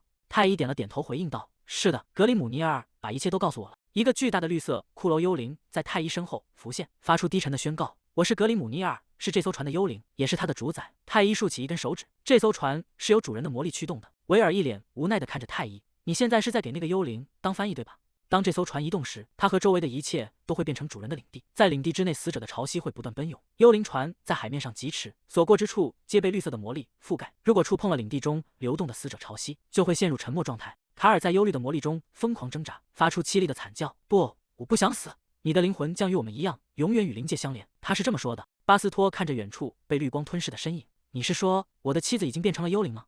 太医沉默了一瞬，转过头看向巴斯托：“那位大叔刚刚发现他所爱的人无法前往天堂，而是被困在了深渊之中。”卡尔跪倒在甲板上，痛苦地呻吟着。一个巨大的女性幽灵在虚空中缓缓浮现，她长发飘散，面容哀戚而冰冷，俯视着下方崩溃的男人：“你这可怜又悲惨的灵魂，就像我现在所处的地方一样，你站立的地方一定也像地狱一般痛苦吧？但是巴斯托，至少我们的莉莉亚没有遭受那样的痛苦。我曾因为可怕的怨恨被困在这里，但是莉莉亚她……”太医眨了眨大眼睛，认真地对巴斯托说道：“那个巴斯托叔叔，伊芙夫人告诉我让你不要担心，她说莉莉亚已经去了一个很好的地方。”巴斯托再也抑制不住内心的情感，泪水顺着粗犷的面颊滑落。莉莉亚，伊芙，莉莉亚，幽绿色的灵体从背后温柔地环抱住他：“我不想再让这个孩子承受任何负担了。谢谢你，死灵法师王。”随着伊芙的道谢，缠绕在卡尔身上的魔力锁链猛然爆发，卡尔仰头发出一声凄厉的惨叫：“啊呀呀！”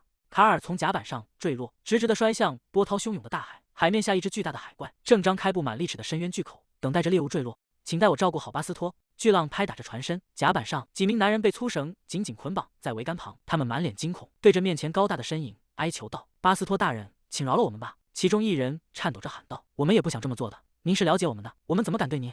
维尔皱起眉头，不耐烦地打断了对方的求饶：“则你话太多了，闭嘴，快走！除非你想变得和那些怪物一样。”此时，太医正欢快地挥动着手中的法杖，在甲板上蹦蹦跳跳，往这边走，然后再往那边走。随着他的动作，绿色的魔法光芒在海面上荡漾开来。太医兴奋地解释道：“当怪物碰到这些水流，他们就会失去所有的力气，然后死掉的怪物就会重新变成太医的朋友们。”维尔看着这一幕，额头渗出冷汗。那个疯丫头，她竟然一个人占有了所有的魔力石，还在那里笑。下一个，巴斯托猛地回过神，他一把揪住身旁俘虏的衣领，将粗重的绳索狠狠勒紧。俘虏发出痛苦的呜咽，却不敢反抗。“你刚才说什么？劳尔，你疯了！”“我没疯，母亲，我也和劳尔的想法一样。对不起，但我只是觉得必须是现在了。我是认真的，我们想要再次拿起剑。”玛丽安听闻此言，整个人剧烈的颤抖起来。她歇斯底里的怒吼道：“不行，除非我死！我付出了那么多努力，离开王都一路来到明珠城，全是因为你们当时过得那么痛苦。我是为了保护你们，为了让你们从失去父亲的打击中走出来。”劳尔看着母亲崩溃的样子，平静的反驳道：“母亲，你知道那不是事实，根本不是那样的。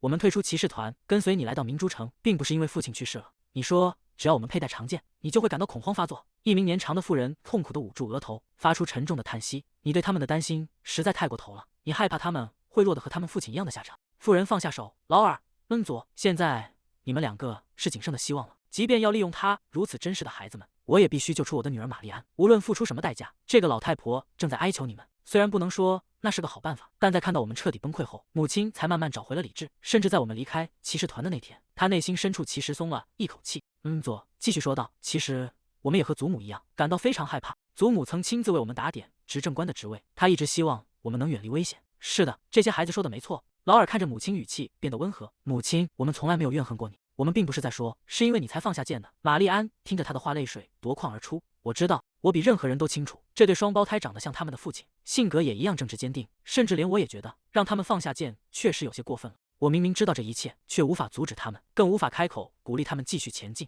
海风呼啸，绿色的魔法光芒在海面上剧烈翻涌。如果你的父亲还在看着这一切，他一定会对我感到很失望。玛丽安泣不成声，断断续续地说道：“我本该成为你们的支柱，可我只是把自己的焦虑强加给了我的孩子们。”劳尔紧紧握住母亲颤抖的双手，眼神坚定地回应道：“不，我告诉过你，事实并非如此。对我们来说，你的存在本身就是我们的支柱。”恩佐从身后轻轻拥抱住母亲，将头靠在她的肩上，说道：“正因如此，我们才想要重新拿起剑。我原以为只要我们停止战斗，一切都会好起来。但你看，母亲，你现在依然在发抖。”玛丽安沉默了许久，终于缓缓抬起头，声音沙哑地问道：“你们是准备回到圣骑士团吗？”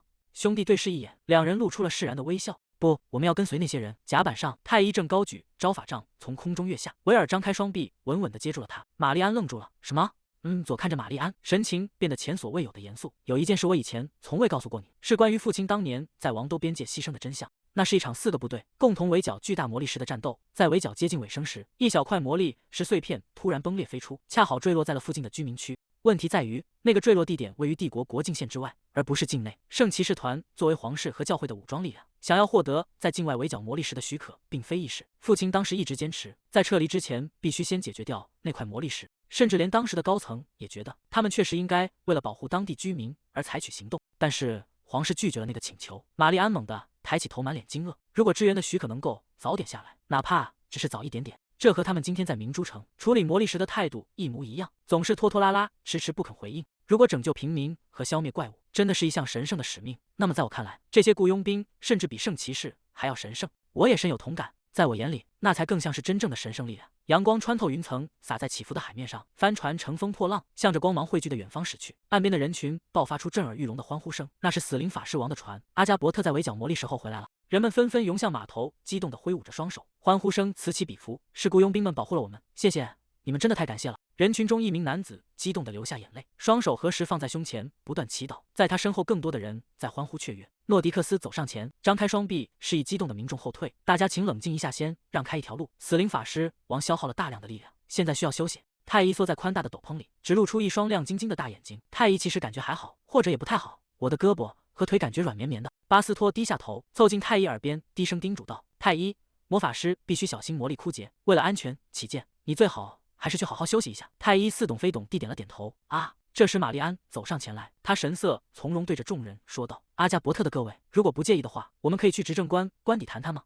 作为明珠城的执政官，我想对阿加伯特表达最诚挚的谢意。太医躲在斗篷下，探出小脑袋，眼睛里闪烁着兴奋的光芒。这是执政官在报恩呀！维尔看着这一幕，轻声说道：“我们没有理由拒绝。”诺迪克斯笑了笑，附和道：“走吧。”街道两旁响起了雷鸣般的欢呼声，人们挥着手，大声喊道：“谢谢你，阿加伯特，死灵法师王！谢谢你，爸爸，爸爸，爸爸！”太医保护了大家，所以爸爸也会保护太医的。中大陆的海域上，一艘帆船正破浪前行，夕阳将海面染成了橘红色。特塞坦独自站在甲板边缘，望着起伏的波涛。刚才那是怎么回事？确实有人朝着这个方向喊了声爸爸，声音听起来那么悲伤，让他忍不住回过头去。可那个孩子只是看着他，露出了灿烂的笑容，仿佛只要能见到他就已经足够开心了。特塞坦低着头，神色显得有些凝重。真是奇怪，阿莱里克，你该不会在什么地方偷偷藏了个孩子吧？阿莱里克有些烦躁地回应道：“你在胡说八道些什么？”特塞坦自嘲地摇了摇头，也是，这太荒谬了。他们的佣兵团本就是一群无处可去的人聚集在一起的地方，大家过着刀口舔血的生活，怎么可能和孩子扯上关系？既然如此，为什么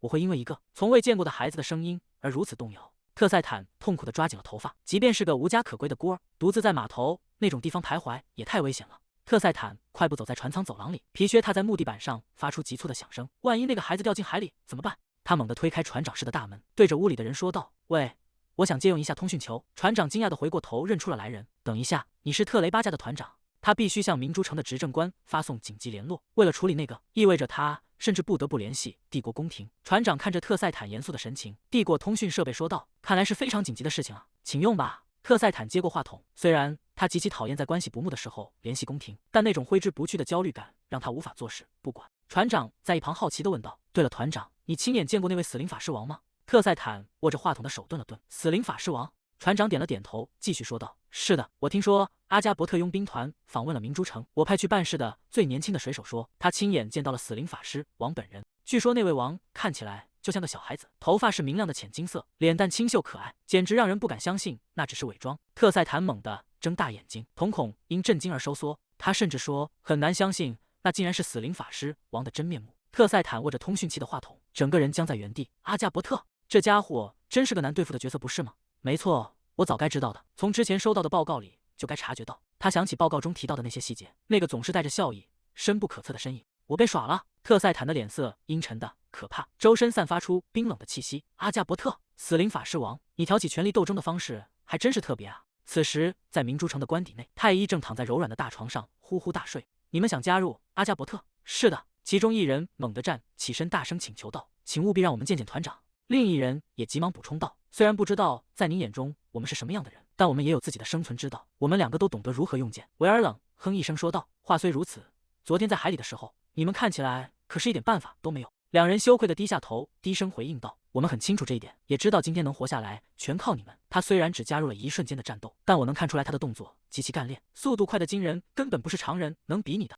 能以那种纤细的身躯达到如此境界，我希望能拜他为师。那些雇佣兵根本不是那个人的对手，那个人天生神力，每一击都是陈力猛，我真的很想向他们学习。巴斯托有些局促地按住胸口，是因为团长不喜欢我们吗？所以今天访问的时候，他才一直没有露面。当然，在他的眼里，我们肯定什么都不是。不，只是因为现在是4岁小孩的午睡时间。维尔看着眼前这两个诚惶诚恐的年轻人，嘴角勾起一抹轻浮的笑意。好吧，就算他不喜欢你们也没关系。死灵法师王可是会听从我说的每一句话，因为我可是独占团长宠爱的成员啊！对面的两名青年顿时露出崇拜的神情，发出了阵阵惊叹声。巴斯托清了清嗓子，神色傲然地说道：“说实话，团长最依赖、最喜欢的人其实是我。每当遇到紧急情况，他总是第一个寻找我的身影。”坐在一旁的诺迪克斯摸了摸胡须，慢悠悠地插话道：“但要说最可靠的人，难道不应该是我吗？”他竖起一根手指，笑眯眯地补充道：“你不能忽视经验的价值。”维尔有些无语地看着诺迪克斯，这家伙为什么要跳出来搅局？诺迪克斯呵呵一笑：“我只是在陈述事实。”